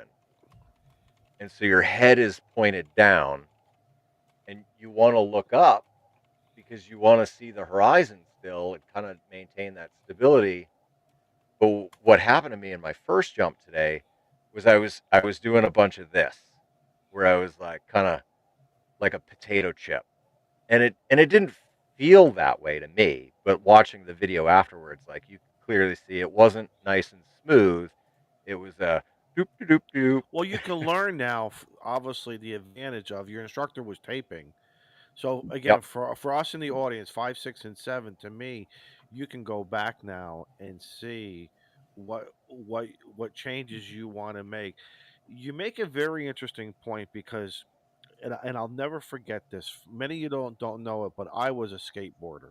Okay, back in the late 70s, we built our own With the bell skateboards. bottoms and long, Look No, long out, no, Tony boards. no. Hawk. No, no, no. It was this is all Tony Hawk wasn't even born.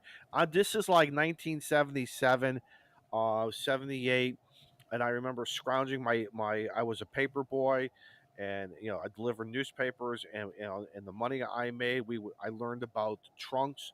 And I remember one guy looking at me. He's looking at me and he's like, excuse me, he says to me, "Why are you so stiff?" I said, because I'm afraid. I don't have that natural balance. This is why I'm not a dancer, and I'm not. I mean, I love to ice skate, It's totally different. He says, no, it's not. Were you a figure skater in high school? No, not a figure. I had hockey skates. I had hockey skates. And just to let you know, before you finish your story, Tony Hawk was born in '68, so he's 57 now. So he was old. He was still around. He was around when you were. But he wasn't who he was back No. then. He didn't Granted. make it until the Growing 80s. up. He didn't make it until like what, the middle 80s maybe. Yeah, give or take, But or listen, late '70s. I'm just a kid. I'm just a kid in my neighborhood.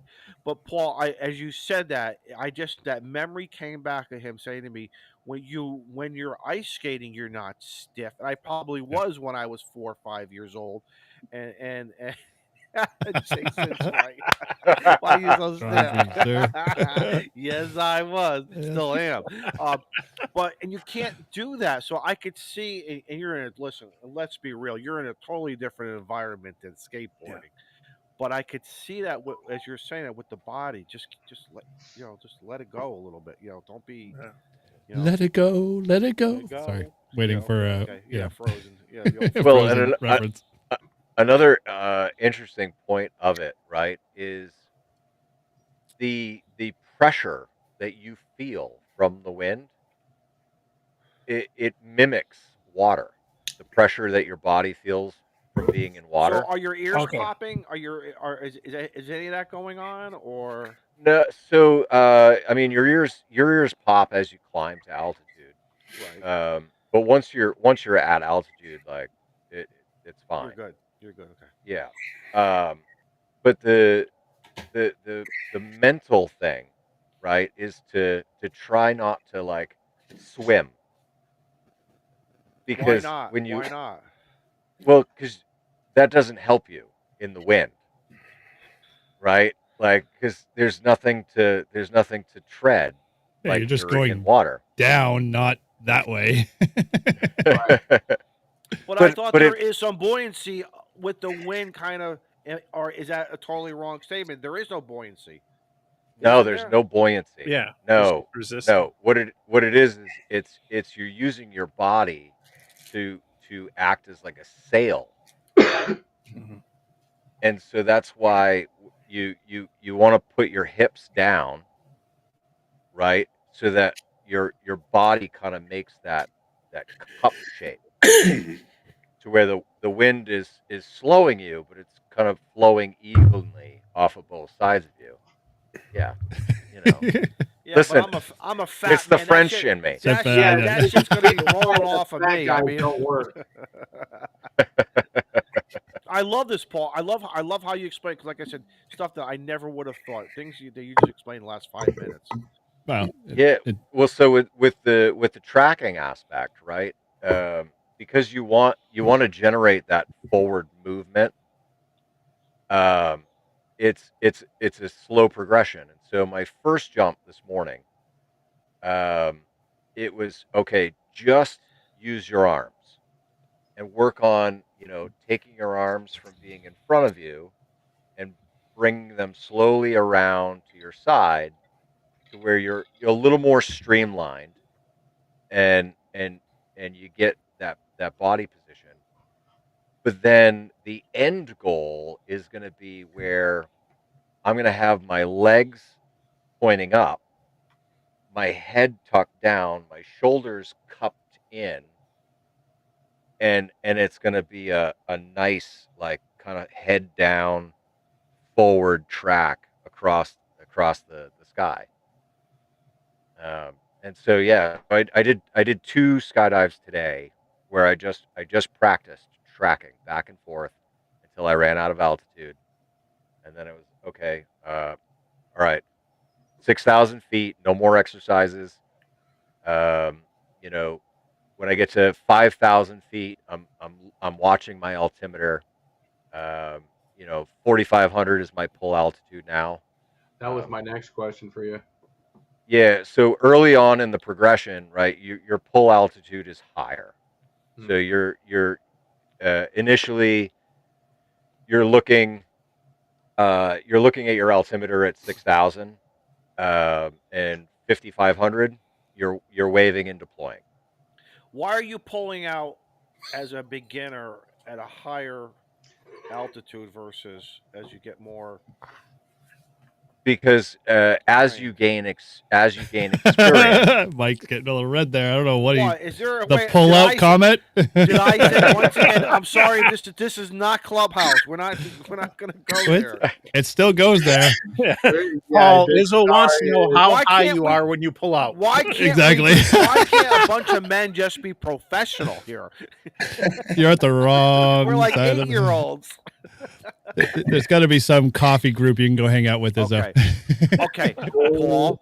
Why is it when you release the parachute at a higher altitude versus a lower altitude? What is the Yes. It's What is safer. the release like there, Paul? Yeah, no, it's 100%. It's safer for somebody to start by you deploy at a higher altitude. Gives you a little bit more canopy time, a little bit more time to practice canopy maneuvers and those things. But yeah, as you progress through, your pull altitude gets lower and lower and lower, and there will come Yes, a they time do. in the very near future where I will do what's called a hop and pop, and I have to do two. I'm sorry, Jody's comment's a great one. Jody's always great. That's Oh, there we go. If you don't know WKRP and Les Nessman and that whole, you got to go watch that. You got to watch it. You got to go Yep. watch it. Paul, what is the let's say when you become experienced and Carlos? Let's use Carlos as an example. What is the release height? So I mean, Or the bare Carlos minimal? Or the safe? Carlos What could is the safe? Carlos could ride it down to anywhere from 4,000 to 3,000 and pull in that range and be fine. So the hop and pops, one is at 5,500 feet, and one is at 3,500 feet.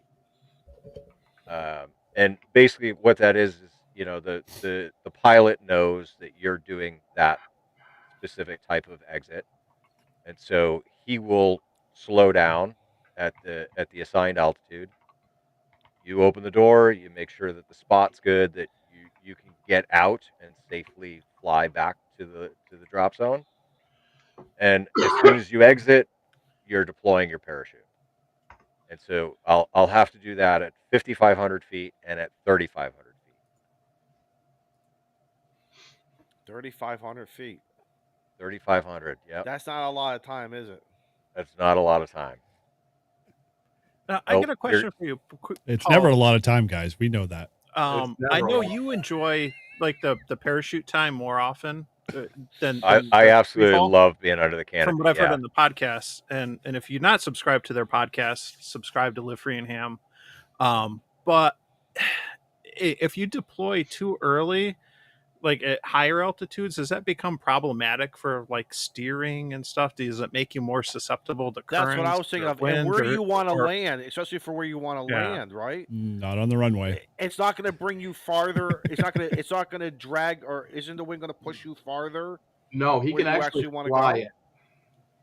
Well, but so that's where you have to factor in a few things, right? And at this point in my progression now, before the jump, I have to review the winds aloft, which is the winds at different altitudes, and the ground winds, and then plan where I'm going to exit based on the winds aloft, right? So if I know, okay, I'm getting out of the aircraft at 14,000, but there's a 30 knot wind that's blowing from north to south. Well, in just the free fall time, in that 60 seconds of free fall time with a 30 knot wind, it's gonna drift you probably half a mile. Okay. And so you have to be able to account for that. And then whenever you deploy your parachute, that wind is going to continue to carry you. Now, when you're under parachute, you can actually have a little bit more control, and you can turn into the wind. And when you turn into the wind, you lose the forward speed, but you're still losing altitude. And so the student parachutes are designed to have a forward speed of about 14 knots. And So if you're using a student parachute, you're traveling 14 knots into a 14 knot wind. Essentially, you have zero forward speed, and you're just coming down like an elevator. And so, How yeah, fast? you have to take What all is that into account. okay? And has it been determined how fast are you dropping? Like, is it like 500 feet a sec? Or throw me some numbers, or throw us some All right. numbers. So in free fall, from the time you exit the aircraft to the time you hit your first 1,000 feet takes about 10 seconds. From that point, Okay, every 1,000 feet that you fall takes 5 to 5.5 seconds. I'm trying to do some fast math here in my head. Okay. So Yeah. if you start We at don't do 14,000, I know, but if you start Essentially, at right. If you get out 14,000, it takes you 10 seconds to get to 13,000. Mhm. And then every additional 1,000 feet that you fall is a 5.5 second fall. Hmm. And so yeah, so on average, I'm getting 50 to 60 seconds of free fall time per jump. One of my jumps today, we couldn't go as high because the cloud ceiling was too thick. So we exited at about 12,500. And so, like I exited and I did my movement maneuvers of my tracking, and then I looked at my altimeter and I was like, okay, I'm at 55 or 5,800 feet. Like I need to stop doing maneuvers and just focus on making sure that I pull up my assigned altitude, which is currently 4,500 feet. But at that point, like by the time the parachute is open and I'm under it, I'm at about 3,000, maybe a little less than 3,000. So you so have you to be just close so enough you to the drop right. So zone. you lost 1,500 feet as Yeah, soon as you yeah, pulled, you popped it. because the it takes a second or two, right, in the motion of going back to reach to deploy, and then it takes another 5 seconds for the canopy to open. So you're still falling. You're falling at a slightly And Paul, lower I rate want to as the know. canopy I saw opens, what you but did too, and this is very good. I mean this very sincerely. You mimicked yourself with one arm, but you still pulled the other arm up. So that's very no. So I'm being very. That's what you got. Is it's that's muscle muscle memory right memory. there. That's muscle memory, man. Yeah. That's cool. Always love it when Jody calculates it down to the minute. It's sort of like riding a bull. I never rode a bull, but I can picture you're holding on, but you got to keep your stability with that. Mm, Yep. What were you saying might be a cheaper before hobby about? though. I think I don't know which one's more Depends dangerous. on hospital bills. True. A True. Fu Manchu, who doesn't want you on there versus. But you mentioned before about what you wanted to do. You're practicing laying out. If the wind tunnel was bigger, would that give you more opportunity and more time to play around? Give you or because those wind tunnels are not all that big, are they? No, they're not. No. I think the biggest benefit of the wind tunnel is understanding just how your body reacts to the rush of the wind coming up. And yeah, you're doing it in a small little tube. Um, but it still gives you at least an idea. It's not the same, but it's close enough that when you're in free fall that like yeah, you could feel the difference in what your body's doing. To answer Jason, that will not happen. I don't care how much I like tequila, but my due to a motor vehicle accident many years ago that left the Motorola imprint on this when I hit my pager that was up in the visor and my head went flying and I had this imprint of Motorola backwards on my head. Uh, no, that's not going Mhm. to happen. Very cool. Well, real quick here, thanks again to Tortoise, dude, for all the gifted memberships there over my channel. So Bob Koff got one, Dean, JD Meadows, Brian Daniel, and Roger McKinnon. So congratulations, guys, and we'll reach out to you after. But thanks again, Tortoise, for those memberships. Cool. I was going to say, what did I do? You gifted a membership. You Oh, forget what okay. button you pressed it? Yeah, right. Yeah. Let me Did show get you my that charge shop. in your credit card? I was gonna say I have an Amazon shopping cart I want to introduce you to. No, negative. Not happening. Hey, Paul, I have a question real quick, and and Todd's been sitting here patiently, smiling and laughing. But who sets your safe altitudes for your jumps? Does your instructor, or is there what's happening there in that Excellent procedure? question. Yeah, isn't it an agreement between both of you? How does that work? So the United States Parachute Association publishes a manual every year. It's called the Skydivers Information Manual, and so that outlines all of the tasks that you need to perform and what altitudes that you're performing those tasks at.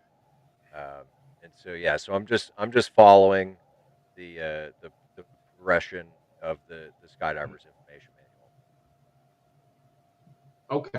Yeah, because I always wondered. Yeah, because I mean, for in the military, you have prescribed jumps. Sometimes they say, "Hey, we're opening at this ceiling," or et cetera, et cetera. I was wondering how they did the ceiling openings, what your safety limits were, et cetera, et cetera. So, okay, that explains a lot.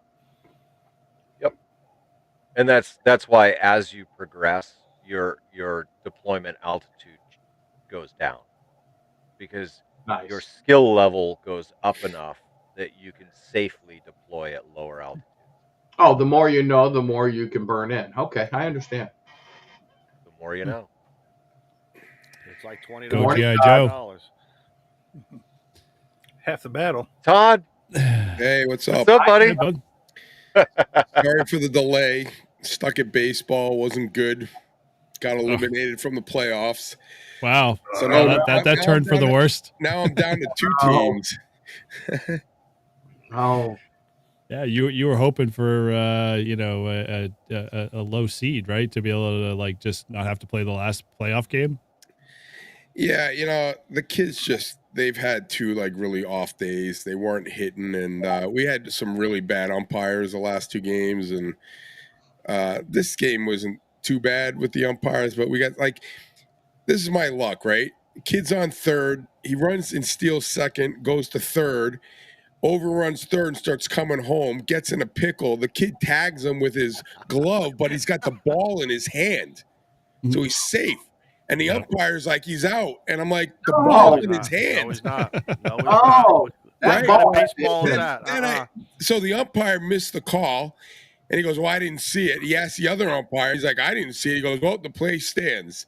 I call bullshit. Yeah, that's what I Wow. said. I was like, come Right, I on. call bullshit.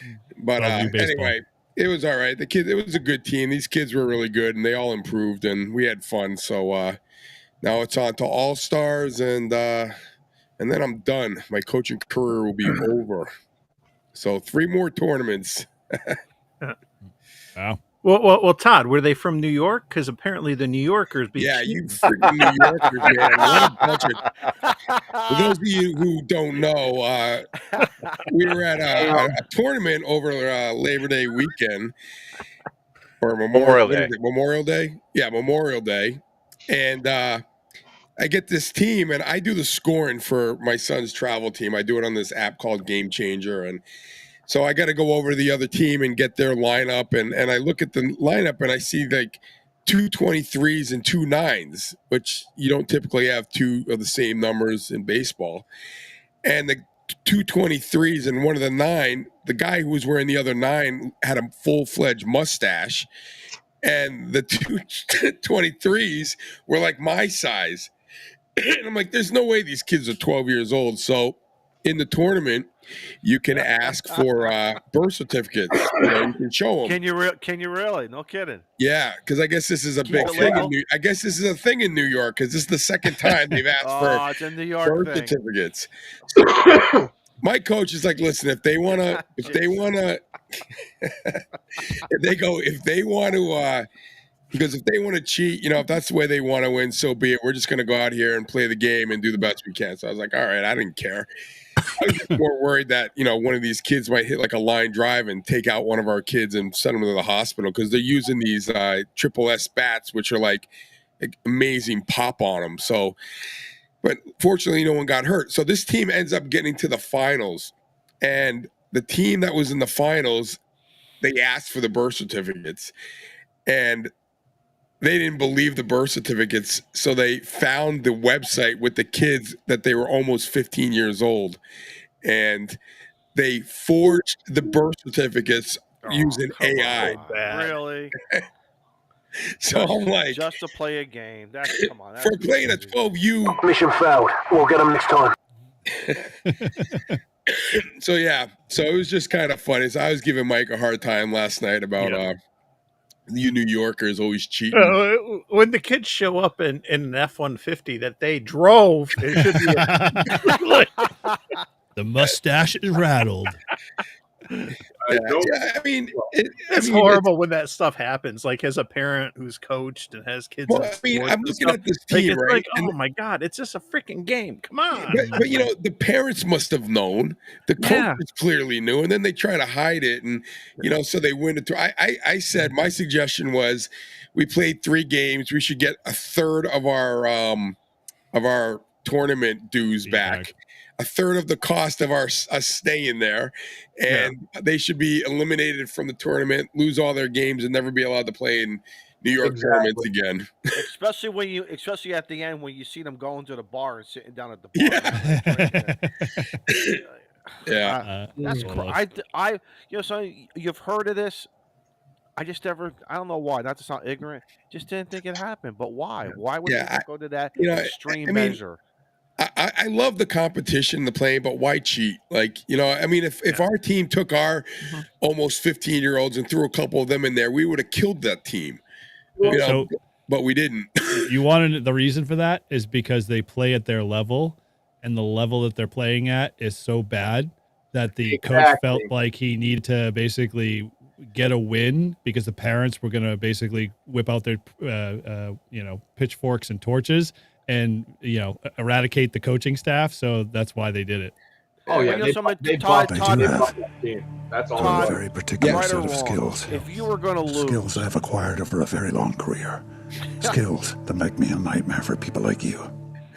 Yes, they do. Todd, am I right or wrong? If you're going to lose, let me lose to equal competition. Exactly. Right? Yeah, I mean, look at the kids. The kids were bummed. The good thing is, so that was the first team we played, and then the last game, or the second team we played, then the last team we played, they almost beat this team, and they were like an elite, but they were tiny kids, but they were good baseball players, and we almost beat them. We only lost by 4, so. The kids rebounded back and, they went after it. They knew that they almost beat the team that smoked us because they had 15-year-olds and they went in there to win. And, it just ended up, we ran out of time or outs and innings, but they kept it close. Wouldn't it have been great if you actually kicked their ass? Yeah, it would have been. Oh, that would have been amazing. That would have been great. I mean, talking about having payback, Like, I don't know, like what age do you get to where the coach is like, all right, take the guy out, beam him, like they do in the pros. Like college level. Right, a little too early, but part of me was like, just freaking beam the kid. College level, man, that happens a lot. What'd you say? College level. They do it at college level all the time. Yeah. The coaches don't even. The coaches just basically go like this, and that's it. At that point, the kid is going to get. College is when it starts. It's that simple. Yeah. Now, Todd, why couldn't you protest as a coach? Why couldn't you protest? He wasn't a coach. I wasn't a coach. I told the coaches, and everyone was telling him, but he didn't want to really get into it, and I don't blame him. I mean, we were out there just to have fun. I mean, going to this, we go to a tournament every Memorial Day weekend, and it's just a good time with the kids. It's a good time with the families. Everyone's hanging out. We had multiple teams of different ages, and a lot of the kids all know each other. So, we were all at the same hotel. We all had like a big dinner, hung out, and kids playing in the pool and playing basketball and stuff. So it was more of just like the experience. And I just don't think he wanted to get into it, and we weren't going to win the whole thing anyway. So I get what he did. But if I was the coach, I would have asked for the I would have asked the guy for the birth certificates, but it wasn't my call. So is what it is. But That's a tough I one. knew That's something a was tough fishy one. when I saw when they were warming up. I'm like, are those coaches or are those kids? Because they're freaking big kids. Man. So sorry.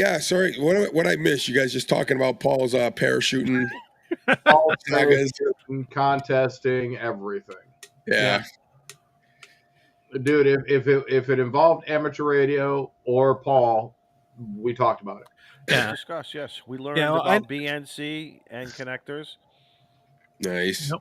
UHF connectors. What else did we talk? We learned about the intensity of the VHF enthusiasts, UHF enthusiasts. Yep. Mike did not come home with any 220 gear. He only bought a few things in Dayton, right? Yep. Right. What else did we learn? I learned that Michael is really tortoise. What else did we learn? Hey, Izzo. So What? Can you read that? what is that? Yeah, Bear. BEARC?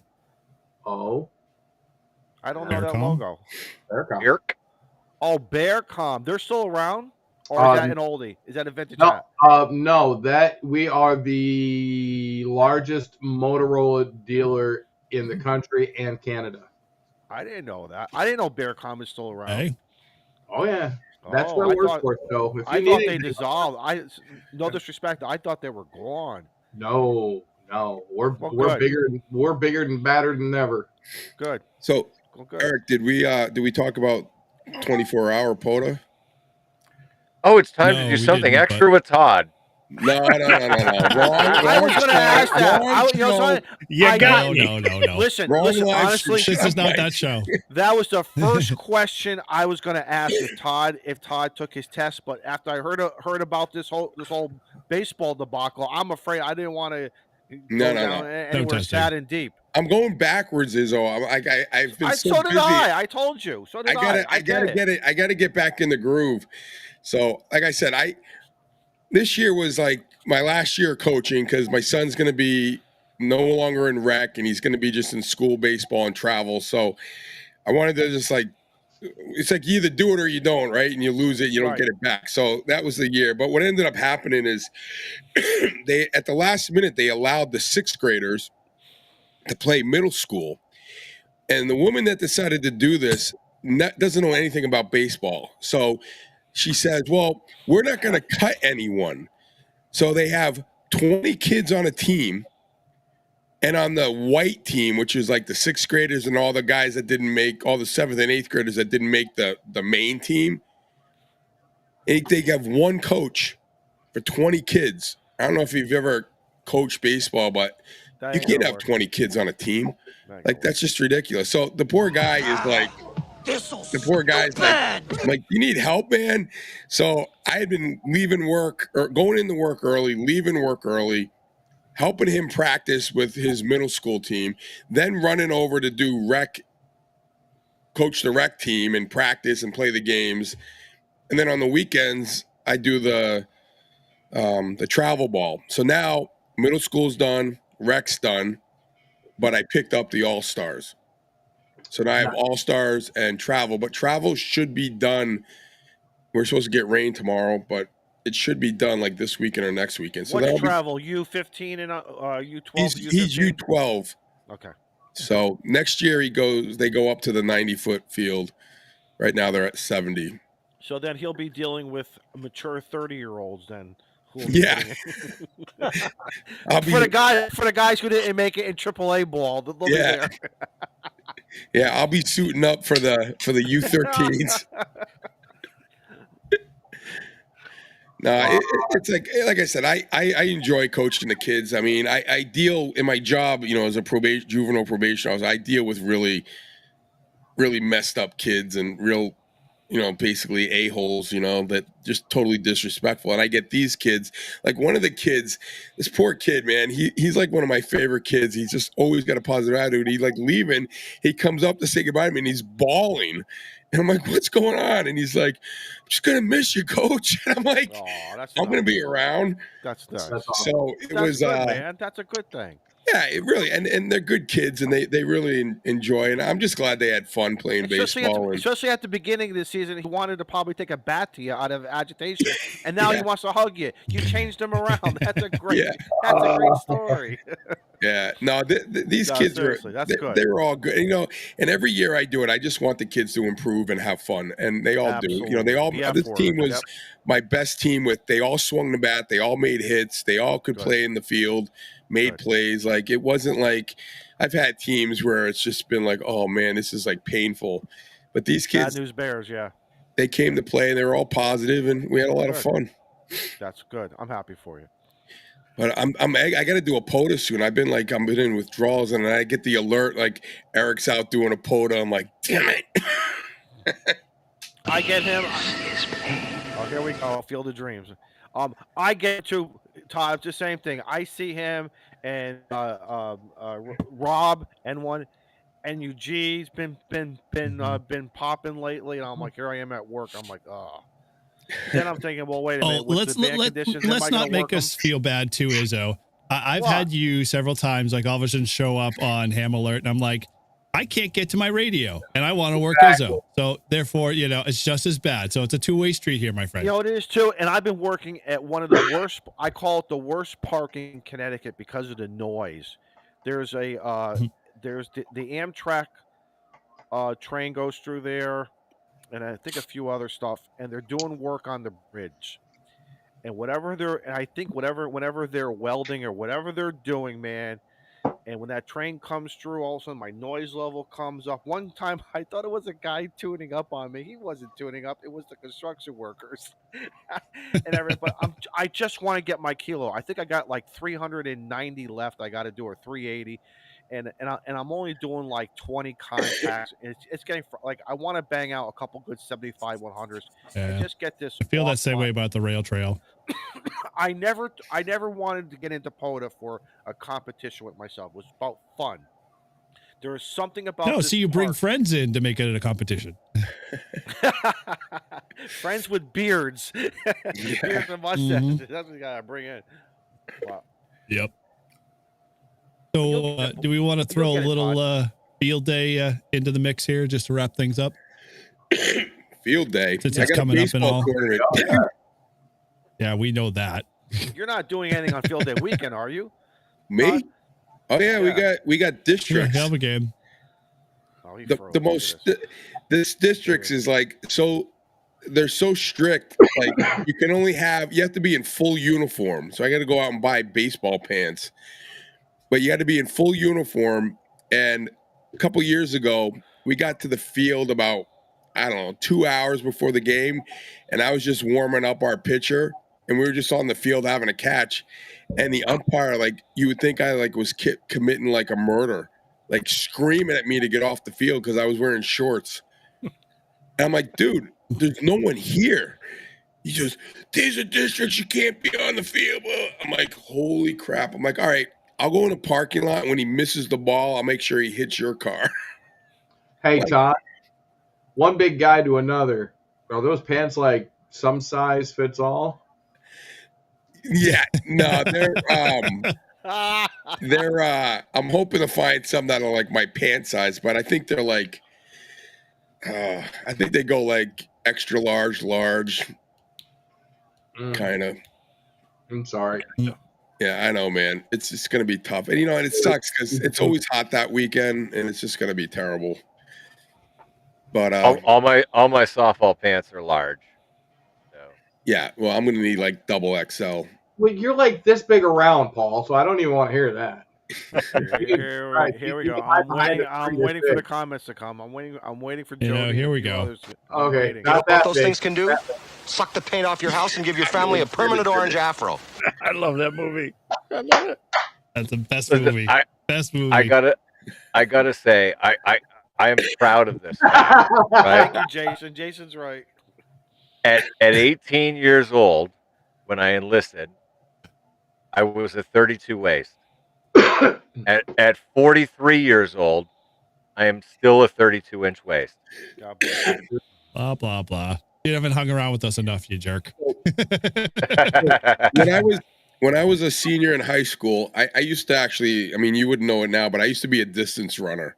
And we were pretty good. My team, I ran cross country and then trained all year to run. And I used to run like on average 15 miles a day, probably 5 before school and then another 10 after. And we do this all, 5 days a week. And I couldn't gain weight. I was 100. I was 6 foot, 135 pounds. I was skinny. I couldn't gain weight. I would drink like huge milkshakes, a pound of pasta before dinner with butter and cheese and nothing. I go off to college. I start drinking beer on a regular basis. There you go. I come back 60 pounds, and my mother sees me and starts bawling.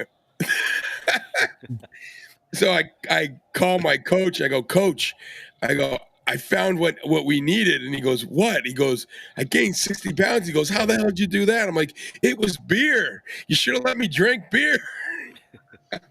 It was all down. It was all over from there. I was like, I've never been down. I'm freaking fat ass now. And, always trying to lose weight and it just doesn't happen. I've been 250 pounds for 20 years. Yeah. Why do I feel like Chris Burker's going to slide in the boxer's brief question again? Oh, God. God, no. No. Oh, he did come back with with this. That's not a bad comment. That's a waste. What's the waste? All right. We know where to go with that. Yeah. So, all right. So, what are folks' field plans? day?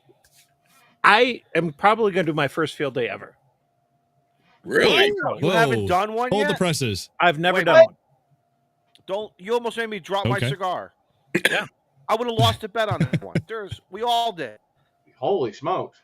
There's always been like a wedding, a graduation, or something going on that weekend in June. And No anniversary this year, Mike? And stuff. No. I did go out with my son, Ben. He was a tech. It was right before he got his general. And we stopped by the club's field day set up real quick. And it actually worked out well because there was a reporter there. She took like Ben's photo at the GOTA station and did an article and stuff. Oh, nice. Which is nice for, the clubs get points for things like that. But, we just stopped by, said hi. We weren't there for more than an hour, just to see the setup and everything. But I've always had conflicts, but this year, knock on wood, unless something changes, that weekend's clear. And Nice. that Saturday and that Sunday. So, All right. So what are you doing? Wow. I'm not sure yet. I'm planning on heading up to my in-laws have a cottage, Sackett's Harbor, New York, Okay. near the Thousand Islands, up towards the top of Lake Ontario, where the St. Lawrence comes in, and I'm thinking about just going up there at the cottage and setting up, and probably I'm really tempted to just do QRP with the 705 and a battery, and just see how long I can go with, like a. As somebody that's done QRP for field day, trust me, it fucking sucks. Does it? Okay. You'll be chasing Don't do at it. best. Bring the You'll be power. chasing at best. You'll be chasing. Chasing? Yeah. I agree, Maybe. Paul. That's a tough one, isn't it? That's why I It's- wanted to kind of see what you guys had to say. I want to try to just do everything up there off battery and whatnot, and whether it's 705 or 7300. But I want to just go experiment, have fun. I've never done Is this the right question? Because I think they did this for Winter Field Day. If they limited everybody, and I don't care who you are, Yeah. to 100 watts, 100 and watts. do not try to like Todd's situation of U12s and kids are older. It still happens, Izzo. It still happens. It still and I don't understand why. Can we just be on the honor system, please? What is this Right. whole? I don't Yeah. understand the human psychology of this. For this particular call it a contest or event, Yeah. it says 100 Well, that's it. watts It's a or less. contest. There you go. You called it a contest. So therefore, It's people are not a going to do everything contest-like. God, Yep. man, Not. fuck, guys. But it is. But I'm looking forward to getting out and playing during it, and whether it's QRP, or if I do the 7300, or if I focus on voice digital. Bring Like, both. I haven't quite thought that through. I actually have in another tab the rules for field day up. Like, I gotta kind of just like review and get a sense of like how it works, because I haven't done it. But Is this a pipe dream too? Is this a pipe dream? Because I support Mike too. I Yeah. would love to do all QRP for some of these things just to play. But why can't there be a gentleman's agreement from 14, as an example, 14 Mhm. decimal 301 to 349 will be, choose it, the 100 waters, and put everyone less than that in the general Yeah. portion on 50 watts. Well, Why can't we do I something? would even So I would propose this. We can't use the work bands during field day weekend. correct, you Make cannot. those the You QRP cannot. bands. Yep. QRP bands. Make Oh, those the that's QRP interesting. only bands. That's interesting. I have Yeah. I have the solution. 12 and 17 for And- for sideband. This will get like this will generate some conversation. How about if you want to operate at the 100 watts, if you want to operate above QRP levels, you have to be in the extra portion of the band. That Because Oh my God! that's You dropped a grenade on that one, but I like that. Wow. Is that Well, to incentive push or what? people, We call it like, incentives. yeah. Yeah. Sorry, Todd. I'm okay with that. I'm okay with it too. I would This even isn't- I would even throw the This has caveat. nothing to do with I'd Todd. throw This the has to do with like, hey, maybe this is actually a way to encourage people to test out. I would throw the caveat that we should use 14300 as the 500 watt frequency. But why can't we Ouch. do that even for Winter Field Day? Matter of fact, I'm going to send it up to the Winter Field Day guys for it's a suggestion. You guys can, if you can make it happen, make it happen. But even to carry it one step further, if you're an extra, obviously you can run whatever you want. You earned it. Yep. You earned it. And I think you make an interesting point, Izzo, when you talk about Winter Field Day, and they definitely focus more on like the emergency preparedness versus the contest public facing type thing that Field Day is. But you could make an argument that you get a really good chunk of the band if you're operating low power, say 20 watts or less, because in an emergency situation you may not be Yep. You're right. be able to do you may not want to be using a lot of power. You're going to want to see what you can do with the bare minimum. Because I find Field Day after being very active in POTA now for about 5 or 6 years, I find, as much as I loved Field Day, I'm finding it very frustrating. Yeah. Because and I rather find the new person who has never done it, the kids. I love that there. It's really my God, yeah. a hard time to really bring the kids in when somebody is 1 kilohertz away from you and they're just throwing all that. That's why I'm saying I think it's time. It's time to really look at this and give everybody a fair shake at it, but do it appropriately though. So give a segment of just for the QRP and call it 20 watts or less. Let's just call it, so this way anyone running the G90, I respect that. 20 watts or less, you're going to be in this segment of a phone portion. But something, Eric, I think even better. I wonder if that would even be work for the QRPers on sideband. You can use 12 and 17 meters Or 15. I mean, I think those bands not being available is a waste. It's like we can use them anywhere else. Why not use them during field day just because ARL says that they're the work bands? Come on. I mean, I get the purpose behind them and why they're there, but make an exception. Use it. It's not even an exception. It's looking at the times of who we are. Their QRP stuff has flooded the market over the last 10, 15 years now. Even before POTA, it is flooded. Now more and more people, but it's going to be harder for guys like me, a sideband only guy. I'm not CW. So I'm not making excuses, but it is what it is. So I either got to step up, run the 100 watts and deal with it, or go buy an amplifier and deal with it. I don't know. Yep. No, it's legit. Excuse me. I don't know what the answer is anyway. I mean, these are all good solutions, I think, and I think it can make everybody happy. If the guys still want to run 800, 1,000 watts, but they got to do it in a segment part of the band, of the general portion, or full bore over an extra. I don't care. Sorry. In sync over NKOTB is not a possibility. I'll do NKOTB every day of the week. Anyway, yeah, but dude, like, I think Winterfield Day would be like a great platform to start that in. I don't know if ARL will catch on. ARL kind of gets slow with a lot of their changes. Like they attempt to try to make their rules better every year, but I think their rules contesting's a big part of their membership. I mean, it is, but it's not a contest. It doesn't state that in their rules. They aren't a contest. So why they make it a contest, but then make it ignore it that it's not a contest? But then I go back to a point. How are you going to bring a GOTA station in or any other new? Again, if you want to be have that ambassador, who's now going to bring a guy who hasn't played radio in 10 or 15 years. Again, the kids, the ladies, and you're going to sit them in front of a radio, and there is just how are they going to make really? It's not a fair jump off part to be able to introduce somebody into the hobby or come back into the hobby. I think field day is almost the worst time to show somebody about our hobby. I think sometimes.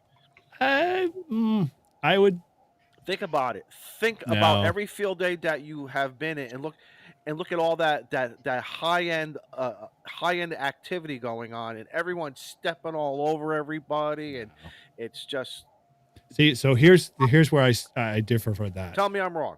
So I've done field day as coordinator for 5 years. This will be my 6th year that I'm not doing it. I'm passing the torch on, and I'm actually not going to be a field day this year. However, so you did it for 5 years, and you're not doing it anymore. No, I won't say I won't do it anymore, but I'm giving space for others to do it. That's basically what I'm doing. I'm working myself out of a job so I can do something different. Anyway. All that being said, frequency. Thank you. Exactly. Well said, Mike. Well said. Thank you.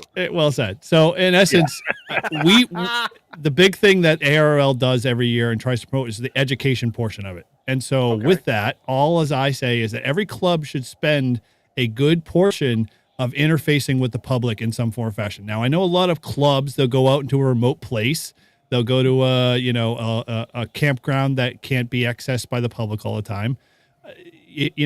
Making it more public facing brings in a lot of people. And what we do as a club and what I've tried to encourage people to do is that our stations invite the public to come by if they choose to, but really it's for the hams. Like, I look at it, it's like you got a new ham, you got a new technician, you got a general, never been on HF band. Well, the job of those guys that are running the stations is to pull them in, get them used to, playing in the HF space. But the public needs to be educated and get hands-on stuff about, GOTA and radios and CW and all of those cool things that they can do hands-on stuff with. And that's been super exciting for our club because people are like, oh, wow, I never knew this existed. And they get to ask questions, and then they don't feel pressured to go into our, space that we do, operating from.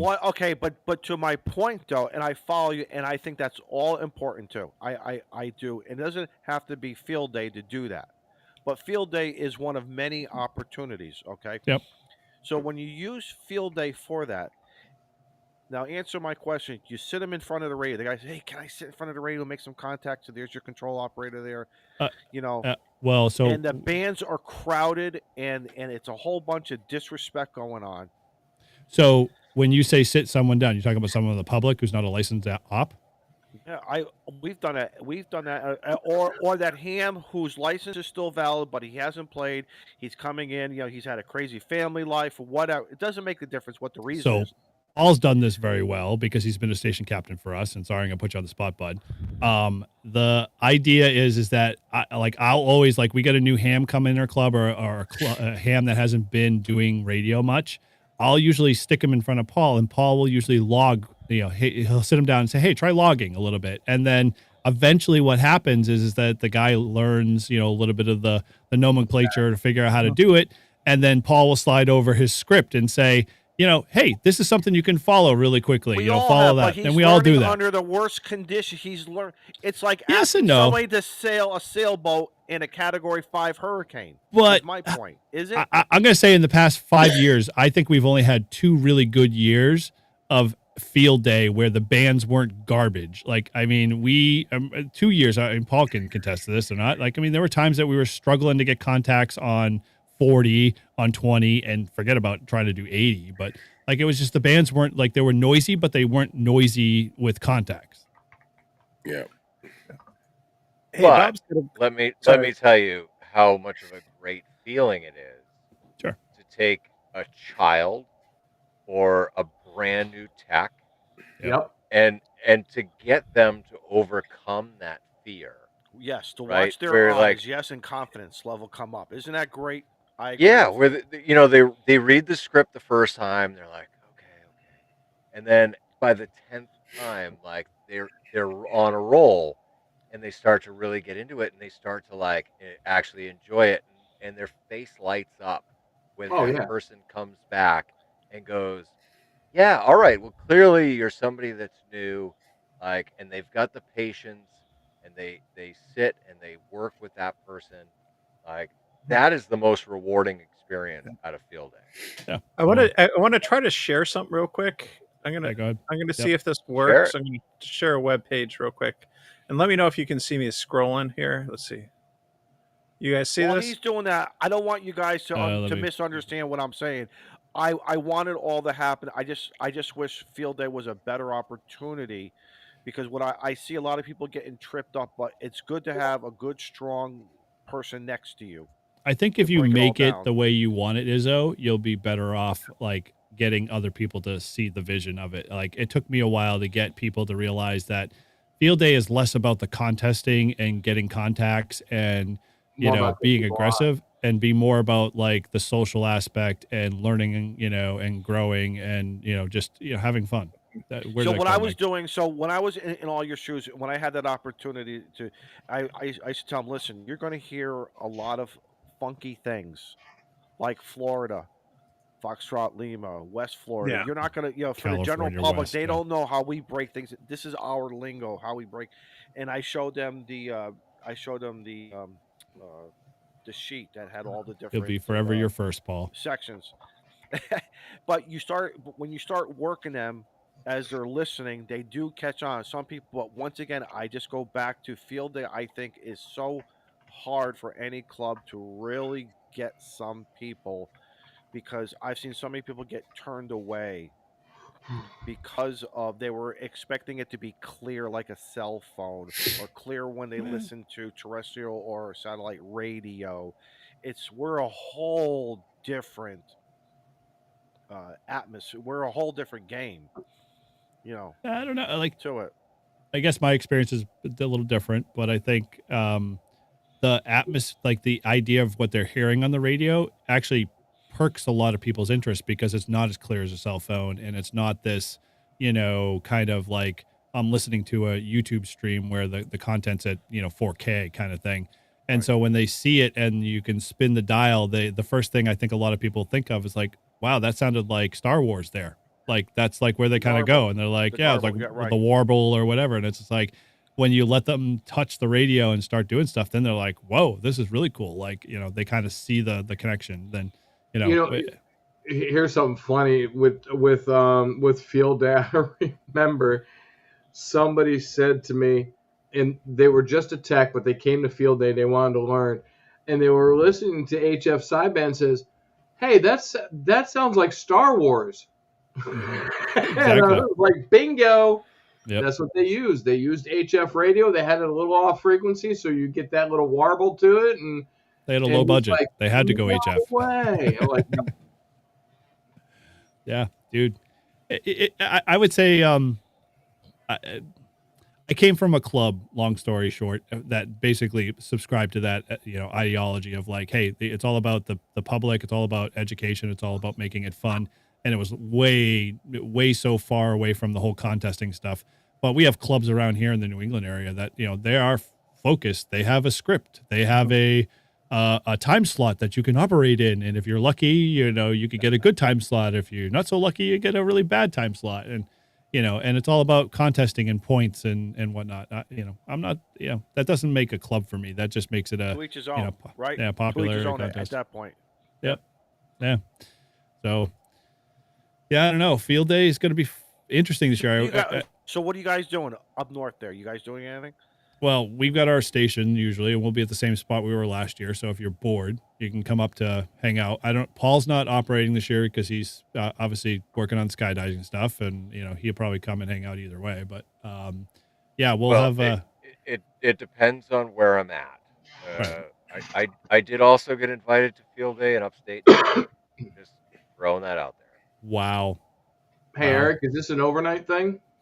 Yeah, we do overnights up here where we're at. Where's it at? Up in Goffstown.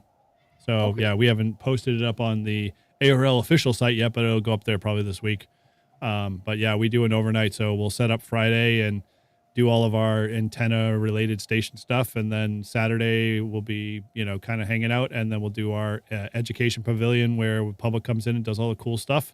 And then, from there, we roll right into, we'll operate field day, food, and hang out by campfire, and, do all the fun stuff. So do you guys run separate bands for separate stations with band pass filters, et cetera, et cetera? We run band pass filters. I was going to ask that. Yeah. How deep do you go? How deep do you go with it? We've got a triplexer. We're thinking about doing one single tri-band. We have Ryan, W1SNH, as one of our founding members of Livery and Ham, but also part of our club. He's looking to donate a tri-band beam, which is a good chunk of money, but and all of the stuff with it. So we're probably going to run those 3 stations off that one beam, and then just run a bunch of band pass filters. And each station, we kind of let them decide what they want to operate. So if they prefer just to do sideband, they'll do sideband. If they're CW, they'll do CW. If they want to do digital and they want to do all 3, then it's just coordinating kind of thing of what band are you on. But I do that because not all 3 of our stations are all on the air at once at any one given time. A lot of times, people get bored, or we just don't have someone to fill that spot, and it's fine. That station just kind of goes dormant a little bit until someone decides, hey, I want to walk over to the radio and operate. What do you use? Or you've got 4 stations that are on the air at the same time. Yeah, right. And the SSB guy is getting blown out by CW and digital. Yep. Yeah. Yes, we use N1MM, and I fucking hate it. Hey, I've got N3FJP. So I have, and it's my fault, and I'll take the blame for it. It's not really my fault. I don't want to have to deal with. Okay, fine. I don't want to have to deal with logging, coordination, and pulling them together and trying to merge that thing to make it work, so I could turn it into a Cabrillo format. So I set up and built an N1MM, basically a Go box, but it's basically a full kit that has Wi-Fi, cells access, and everybody has a laptop that they just plop down, and all connects to the club Wi-Fi that I built, and N1MM feeds the master server, and we're good. Well, I was just gonna say you can use N3FJP, put a router on it and a switch, and you'd be done. I would love to, dude. I won't get into the politics, but we have a club that doesn't always want to spend money. Yeah, but 99% of the time, the fucking N1MM shit doesn't work. It doesn't always work. And we can't see where the other fucking station is on their frequencies. And totally agree. If we could get our club to spend money on 6 N1MM licenses for those laptops that we have, then fine, we'll go N1MM. So you tell me when you're ready to raise that an issue. I can bring N3FJP. Well, right, you could bring it, and but we have some people that are very I won't get into the politics side of it, but long story short, I did it so I could take the logs and all the data and feed it, because we actually feed that N1MM server into Kyle's contesting dashboard. So the public comes by and they can see everything that they make contact wise real time. So they get to see how far contacts go. And I can't tell you how much a popular hit that is for a lot of people. Because they're like, wow, you're making a contact halfway around the world, or someone's doing that. Where's all that? And then, it just brings more questions to the kind of table in a good way. Yeah, it does. So. Hey, Paul, tell us how you really feel about it. Well, the grouch has come out. The grouch has come out. Exactly right. Yeah, he's not jumping right now, so he doesn't have a big smile on his face. No euphoria. Fuck N1MM. That's all I gotta say. See, I can do that. I just poke that bear a little bit. Yeah, trust me, dude. I'm pretty sure Polo, you can log, for someone like me who's not doing it with a club, just would be doing it on my own. I can log with like Polo or Dude, Camera. go- Polo has it. go- I saw you that. can do Polo that, has it. but Absolutely. use World Radio League. They are all set up for that. Yep. I haven't tried that yet, and They're another that'd one. be You're interesting. absolutely right. I- So- I- Where I'll be, I won't have good internet access. You don't need to. Yeah, they were the Yeah, you don't local need app. to. Yeah. Okay, Yeah, okay. And for FJP, you don't need it either. You need Yeah. it just for call sign lookup, and that's it. Yeah, You can but log do all that day after. long. Now, Yeah. here's the thing that I was thinking of is like this year I was going to propose getting like I talked to the World Radio League guys and they swear that they were going to from their experiences that they learned with Winter Field Day that they were going to be prepared for Summer Field Day where you could use one master account and then everybody could log to World Radio League from that laptop over Wi-Fi and then you can use their dashboard for because we have a lot of club members that are excuse the term lazy. They don't want to be at the site. They don't want to be operating, but they want to know how we're doing. And so they always ask for like this dashboard. Can we see the dashboard to see how our club's do in real time? And if you want to know, go to the field day site. Yeah, Exactly. Hop in your car. Get off your ass and go to the field day site. Man, you guys are turning into these grumpy, lids that these people are already, fighting me on. So yeah, I get it. Yeah, but No. part of field day is also the camaraderie. I know. Exactly. I mean, our club You has and I agree. basically fallen apart. But in the days of field day, I learned there were the guys who wanted to operate, and there were the guys who just wanted to come there and just rag chew for 3-4 hours, and that was just as fun too. That was Back to just as paper. fun, That's too. where I'm saying. Let's go to paper. Yeah, that's Yep. right, Jody. It is. Spend 50 hours doing your dupe sheets. Love it. No thanks. Yeah, all the dupe sheets used to Oh. kill me. I used to hate that because that was the one job that nobody ever wanted to do. No, dude, Nobody that's horrible. was- You never. It's horrible. Yeah, right. Yeah. Why would you? Why would you ever threaten yourself? So, yeah. And a the, lot of league, stuff- and the league has that paperwork for that dupe sheet God, too. yeah. If you wanted to do, Oh. remember the paper way? Yeah. You know. Totally. So, yeah, we do field day. Like I said, I'm pulling myself away and training somebody else so I can do something different. But, yeah, it's fun. What are you gonna do? Oh, dude, I've got a laundry list of stuff I want to start moving on with. Where- our You club. know what it is, Eric? It's the same thing that I did with cable TV. When I cut the cord and I What's walked that? away from cable TV and I went to all internet stuff, it was hard time. psychologically. But now it's fun. The TV Now- remote doesn't work. yeah, but now it's fun because now I could say I can do whatever I want to do on that weekend. Mhm. It's kind of it's based upon my work schedule, but it gives me this opportunity, the freedom to have more fun. And I was having fun, but now it's a different type of fun now. So I think you're going to see that now, as much as it was, with the Oregon and I again been there, done that. But once you break free of that, you're gonna go to another plateau of fun with Oh, yeah. Field Day weekend. Yeah, dude. There's a lot more cooler things that I want to start doing that definitely requires a little bit more time. But field days, it's pretty rock solid and nailed down in our club that the guy who's taking over this year will be very successful, I think, and we'll just because you gave it to him. well, Right.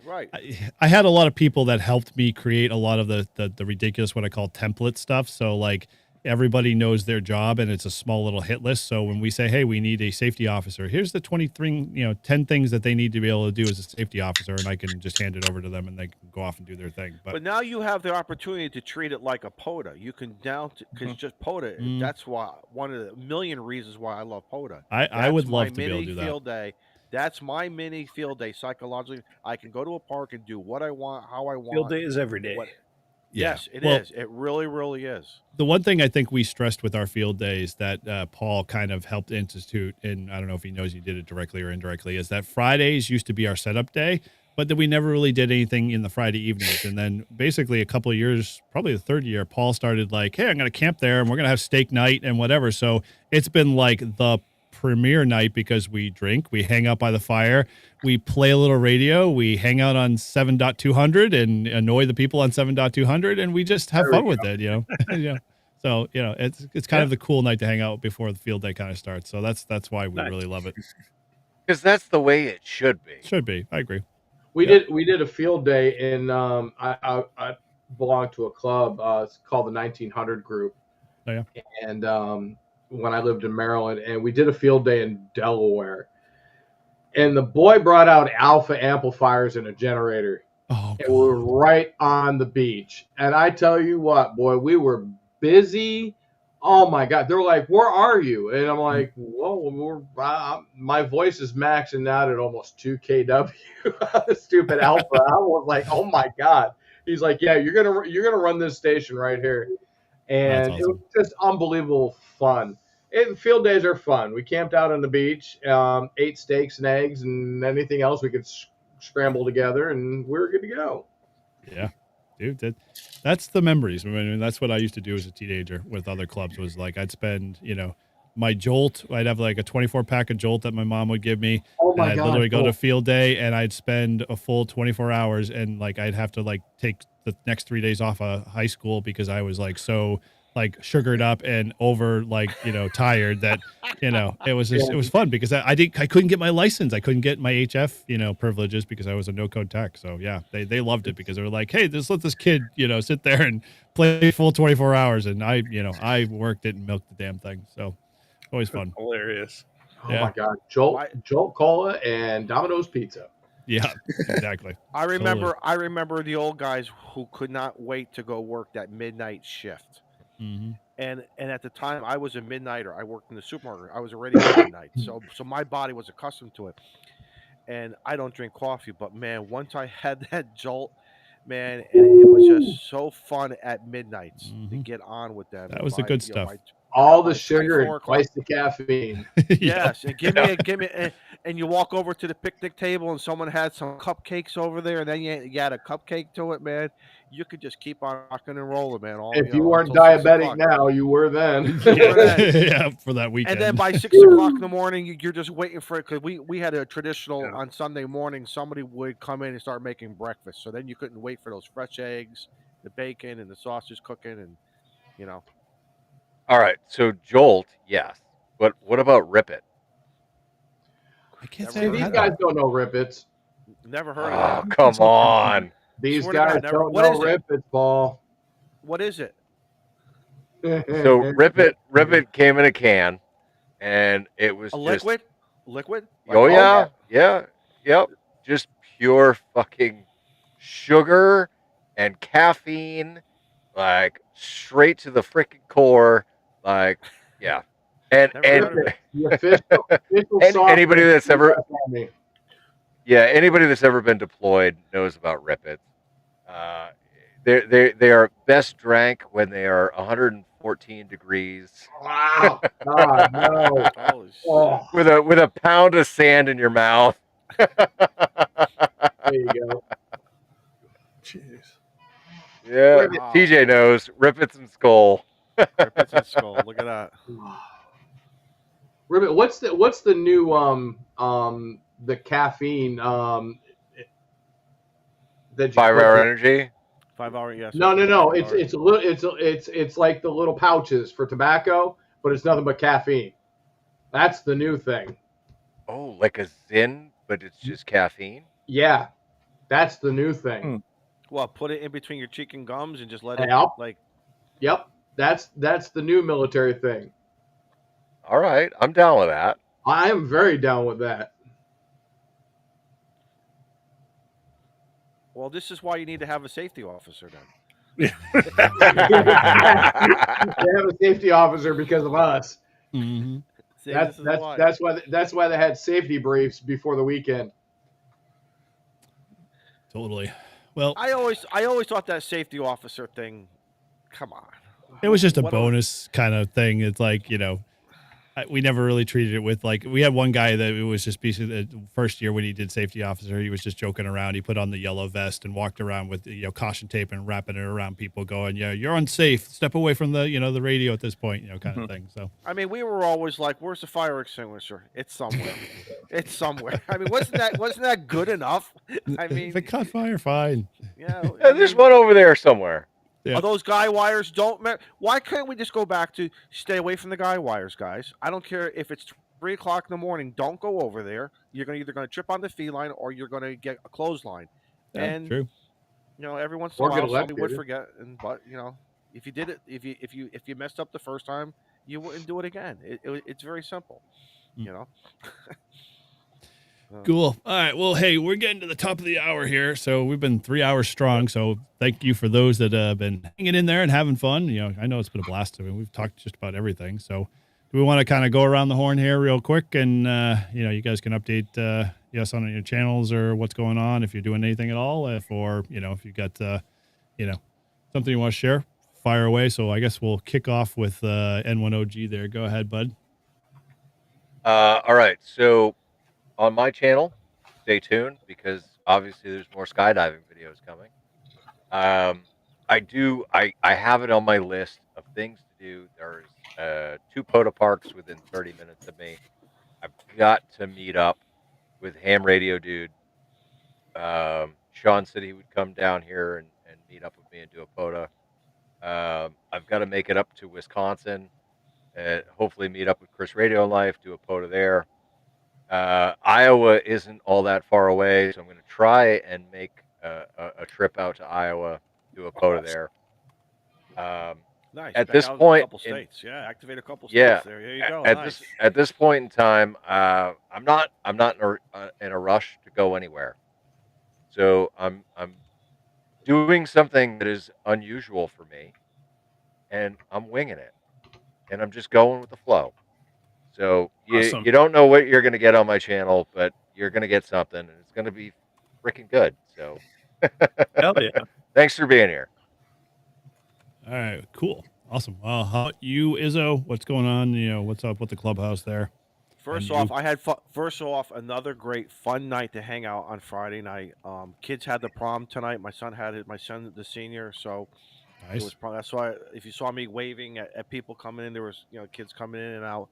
I did get him to do a picture in front of the DX Commander. I'll post that in your Discord group. He was kind enough. Him and his prom date gave me a.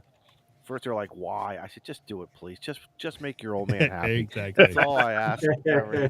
But all dads do. So Clubhouse every Tuesday night at 8:00 Eastern time, 7 Central. Sometimes it's radio, sometimes it's not, or a little bit of both. Shenanigans, whatever.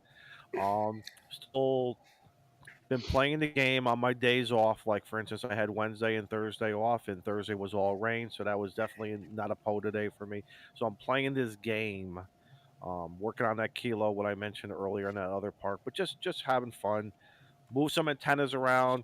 I still got to get the 6-meter beam out of the rafters. It's literally right above me, but I did take down an older antenna that I wasn't using, so now I got a mast on the ground here. So you know what that means? Just take the antenna, put it on a mast, put the feed line, and there's a 7300 right in back of me. So tell me, MAK, that has 6 meters in it. So there's no excuse, right? What kind of mast is it? I have a 2. Eric, look at you. It's a Radio Shack. It's a radio. That was your chance, Eric. I know. Sorry. Does something go over my head? Yeah, Always. please. Yeah. Eric, play it. I can't because I changed my audio settings, so I can't play it. Yeah, I was going to say something serious, that I have 2 10-foot Radio Shack masts put together that I can't take apart anymore. And they're still holding up great. They're about 30 years old. They're holding up great. And the power coating, whatever they did with it in the last series, has worked great. And so now Radio Shack for the win. Yeah, Radio Shack for the win. Yeah, but what does the inside of that thing look like? No, I actually took a flashlight to it. Everything looks great on it. And if I have to, I'll throw some Rust-Oleum on it if I have to, but I don't want to. But it's holding up. I'm telling you that those masks go back to probably late 90s, maybe early 2000s. Just when Radio Shack was closing, I was hitting stores saying, "Where's your mask?" Right. I wanted, and the goal was I wanted a couple 5-footers and I wanted a couple 10-footers. But anyway, catch me, look for me, put me inside the Ham Alert W1FYG, and look forward to working and making some contacts. Yep, sounds good. Cool, man. Awesome. Well, hey, thank you for finding some time in the schedule to come hang out with us as always. Love hanging out as well. You're always welcome, man. Appreciate Thanks for being here, Izzo. Cool. All right. Well, over to you, Tortoise Overland. Go ahead. Where do I begin? Working on a mount for the Wombat mobile there, my Australian camper. Actually, I have one of them here. All it is one of those. Pressure clamps. Yeah, it's a pressure clamp, like for your. What is it? Oh yeah. Okay, with the little rubber kind of. Yeah, with the little rubber dangle here, and then you just strap it down. It's for strapping like axes and silly stuff. So what I'm going to do is I'm going to mount them horizontally, 2 of them, to strap the mast to the side of the camper. That's going to be a goal for this weekend, and I'm also going to be doing. I'm trying to do some shorts. I suck at YouTube. I really do. I can't edit to save my life. So shorts it is for right now. But I've got a couple shorts up, and actually have a full video that my buddy's going to edit for me for doing batteries in the camper, adding 300 amp hours to my camper, all the power, all the time. I can probably run a good 2 weeks, even with my refrigerator running on the batteries before they need to be fully recharged.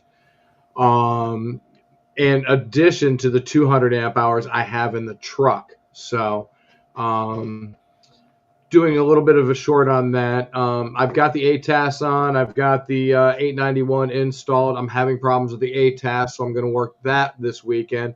I keep getting the ATAS, the wonderful ATAS error, and my up is down and my down is up on the control on the 891. So I'm going to figure that out. But other than that, getting ready for field day. I might drop in to see Eric, but our local club has something going on too. So, I'm going to see what's going on with that, but just trying to get over being sick this whole week. Being on vacation and being sick sucks. I'd rather be sick during the work week so I can just give everybody else at work sick. So, Exactly. But other than that, nothing else. Awesome. Well, I just threw your link in there, and obviously Mike is a new to the roster here, so I would say go over and show some love to his channel if you haven't done that yet. I know he's got a little bit of subs, but we always love sending more subs your way, and get you up there in the ranks. Maybe we'll move you a little bit to get videos out there, but no pressure. Dude, I'm trying. I'm trying. My wife tells me I'm very trying also, so Okay, so I fixed my audio. So here we go, Izzo. Erecting that big, hard, stiff black mast.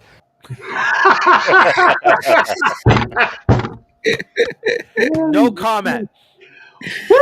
No comment. Man. Now I get it. I might be late to the party, but when Kate Murder did that, I was like, I'm snarfing this video and I'm going to hold it on for that one time I need it. And so this isn't that one time, but I'll have it in the reserves. Oh, that's awesome. Erecting that big, hard, stiff black mast. Oh, Awesome. internet Anyway. classic. Yep. He said it. He used the hand gesture. It's public domain. Anyway. Anyway, all right, over to you, Todd. What's been going on? Anything you want to throw in the mix there? Oh man, well, yeah, I just got a lot of baseball. I'm trying to wrap it up. It'll be done end of February, end of July, mid July actually. I'll be all done, and got some ham radio projects in the works that I'm going to be working on, and going to try to get out and do some activating and have some fun. So that's about it. Cool. I've got a bunch of videos that I've started but haven't finished, so I'm going to try to get them out too. So awesome. All right, cool. Looking forward to it. All right, Mike, over to you, sir. Oh, buddy. Oh, bro. No. We know that's Todd's favorite antenna. Yeah. So there's a reason why I'm borrowing that. That's not mine. you might as well buy one. Good. I'm Because you'd be a fool. I told him to buy one. And I'm also borrowing this. No. Oh, G90. Wow, finally. That's going to be a hard thing to part with. This was my original radio. So I'm borrowing it from my buddy I sold it to. Wow. You're borrowing your old radio that you sold? Yeah. That's funny. Yep. And the reason why is I'm going to do one of my first sponsored content videos. Hopefully Sunday, I'm going to go out with a new Radiodity antenna, the vertical Ape, TO, and a bunch of those guys. Walt has already done videos on it. It's, you know, just like a center loaded coil type style. But I wanted to borrow the G90, and I'm going to go back to the first park I ever activated. And I want to go back with the mentality, because everyone's doing all this great testing and stuff. I'm not like a typical reviewer. I want to put myself in my original mind state with my original radio, the same location I first activated, and see, is this something that I would want as a new ham? It's still in the box. It hasn't even been opened. So I haven't taken a look at it yet, but that's the perspective I want to go in with. But having used the Buddy Stick Pro, having Wolf River coils as my first antenna, I want to be able to kind of compare it to others and be able to show, you know, from how things pack up, or, you know, some of the capabilities that you may or may not be able to do. Having a spike is going to be a compromise in the Northeast, as opposed to a tripod, because of the winter.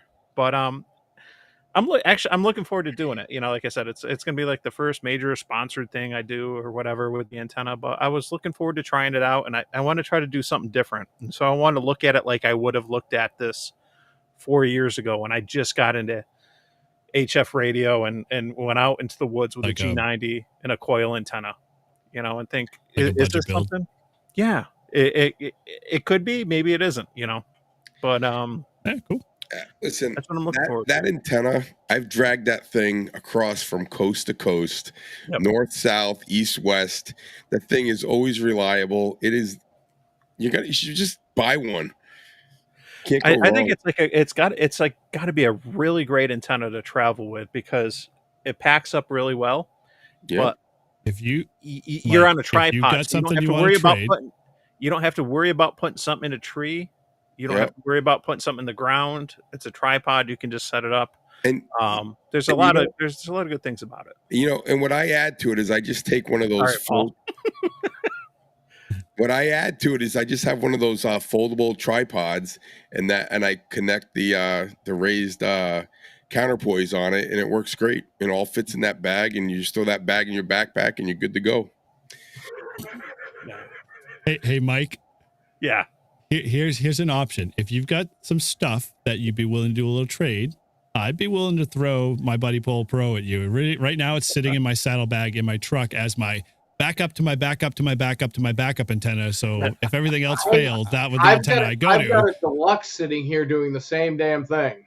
Yeah. So there you go. I've got access to one when I need it. So yeah. Well, Eric you can have also one has all the the time. deluxe. Yeah. Is that what I have? I can't remember. See, it's been so put away so long that. Yes, I it is forgot. the Buddy Pro Deluxe. That's exactly what I have sitting in my garage gathering cobwebs. Yeah. Well, so I bought it. I used it twice, and I fucking hated it. And I was like, I want to get rid of this fucking thing. And Eric was like, "Oh, I'll take that off your hands." I'm like, "Yeah, all right, buddy." Hey, where is it sitting? Look at, there's only, most people can figure out how to work that antenna, and there's just a minority of people out there, I won't name any names, that just couldn't figure it out. And you know, he's all negative towards it, but you know, he's only capable of throwing shit in trees and just having it all work. You know, a little bit of tweaking here and there. You know, it's only for the few. No, only a one-man wire. Yeah. Anyway. Eric, what do you got going on in your channel? Yeah. Oh, well, thank you for asking, Paul. Yeah, no, so we got a couple of things going on. I just scrapped a review that I was going to do on the spool antenna because I thought it sucked. And so I have to re-record it again. So yeah, it felt like it was doing like the reviews for everybody else. And so I was kind of following suit. So I said, no, it's got to be something different. So I got it in chunks. And so I just got to finish doing the last test with it. And so looking forward to that. Building a couple of cool setups for the truck I need to add to my All-Star node. So I've got an all-star node on a backup battery and a Epic Power Gate controlling it, and that's all going to be wired to the truck. And we'll throw some solar at it so all the batteries stay charged, and so that's coming soon on the channel. And Do you have all the only other thing that we get kind of go. I have an all-star here in the shack, and so I want one for the truck, just so I have the capabilities. And I had one kind of like thrown in a bag which I powered off the cigarette lighter for a while, but I wanted something more permanent that was gonna look pretty cool and stylish and match the decor of the when you get a the chance, mobile command center. Send me your repeater, or what do you call it, your access node number, and my all-star node. Yeah, because I'm playing with that M1 mic. M1 the mic. KE, yeah, the mic, and I love it. Okay. And it's just something. I'll put you into a profile, and guess what? You'll be hearing me on a regular basis. Oh no! Yeah, I always. Oh no! I don't mind. Don't mind with that one. Damn, it's awfully quiet, like 652. Yeah, sometimes. And then the only other thing I'd throw on there is, if you haven't heard, the guys over at Live Free and Ham, that would be Paul, I, and Todd, we're doing a 24-hour POTA. So what that means to you guys is a weekend of a camp out, and we're doing 24-hour live stream. And that's going to be in September. We're going to invade Greenfield State Park. So if you want to come, just head over. I got the link here, Paul. So if you want to I'll throw it in there now. You can go sign up just to kind of let us know your interest. And then we'll get you some money. We'll get you the cost for camping. And we're going to probably cater it because I've learned from HRCC, it's a lot, easier to do it that way than it is to try to have everyone prepare food. And so, yeah, we're going to 24-hour live stream the park activation under our official club call sign, which is Whiskey One, Live Free and Ham. So we'll be doing that and having a blast and just sitting around campfires, swapping our favorite drinks and whiskey and the whole 9 yards and just having fun. So yeah, if that interests you, no matter where you are, it's not New England only. So if you're outside of New England and you want to come, let us know. Just fill in the form and we'll love to have you come. I think we got 10 now. We had 2 more pop on. So yeah, we got enough space to probably put quite a bit there. And it's boondocking trailer wise. But if you, if you're coming outside the state and you want to fly in, let us know. We'll work out some way we can, set up a bunk for you because we got a couple extra spaces in our trailers here and whatnot. So all good. So you come. So yeah. Are you coming? You get enough time? No, but. What do you mean no? What do you mean no? I am working. I am Another working, one. I'm working. I'm working Thursday through Tuesday that week, and I am trying to maneuver some swaps on Saturday and Sunday for me. I'm trying. It's called PTO. Okay. I don't have it. Not with him. No, I don't have it. Unfortunately, he's got a tough life. Yeah, and even field day. I'm trying to. I would like to come up and hang with you guys. I'm off that Saturday, but something else came up with a major repeater project that I may have to participate. So that, and I was going to take Sunday off anyway. So don't worry so much about this year with field day with us because Paul's probably not going to be there. I might not be there. I know I won't be there. That's my wife, and Todd won't be there. So hold on though. All right, I got a pressing question for Don. When is the wedding? July 17th. All right. All right. You got to write another AI song. And we're going to, so I'm off Thursday through Sunday. I just happened to be off that weekend. So I took Thursday, Friday off. So that's PTO time already being used for that. But she has already said to me, do you want to play POTA? I said, what? So I said, what? I said immediately after we do the nuptials. And she says, no. She says, that's Thursday night. But Friday, Saturday, Sunday, we can do as much radio out in lower Rhode Island area where we're going to be. So your wife said this? Nice. Yes. Yes. Future wife. Our first date. You know what she did? I don't know if you guys ever heard this story, and I'll make it real quick. He coiled your coax. She knew how to coil the coax the correct way. And I said, how did you learn it? She says, my father used to do that with me with extension cords. So it was I've had a lot of practice. Oh, no. Oh man, good thing. Let me tell you something. You're lucky. my God. You're lucky. You're lucky. She's not watching, but she saw pictures of your dog, so she already likes you. So don't ruin, Oh, my don't ruin God. it. Nice. Don't I ruin almost it. died. Blame it on the dog. Don't know. The dog is going to save him. Oh. Yeah. Watson, come here.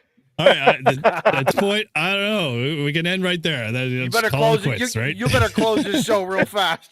And on that note, 7-3s, Yeah. y'all. With that, we out of here. 7-3s, guys.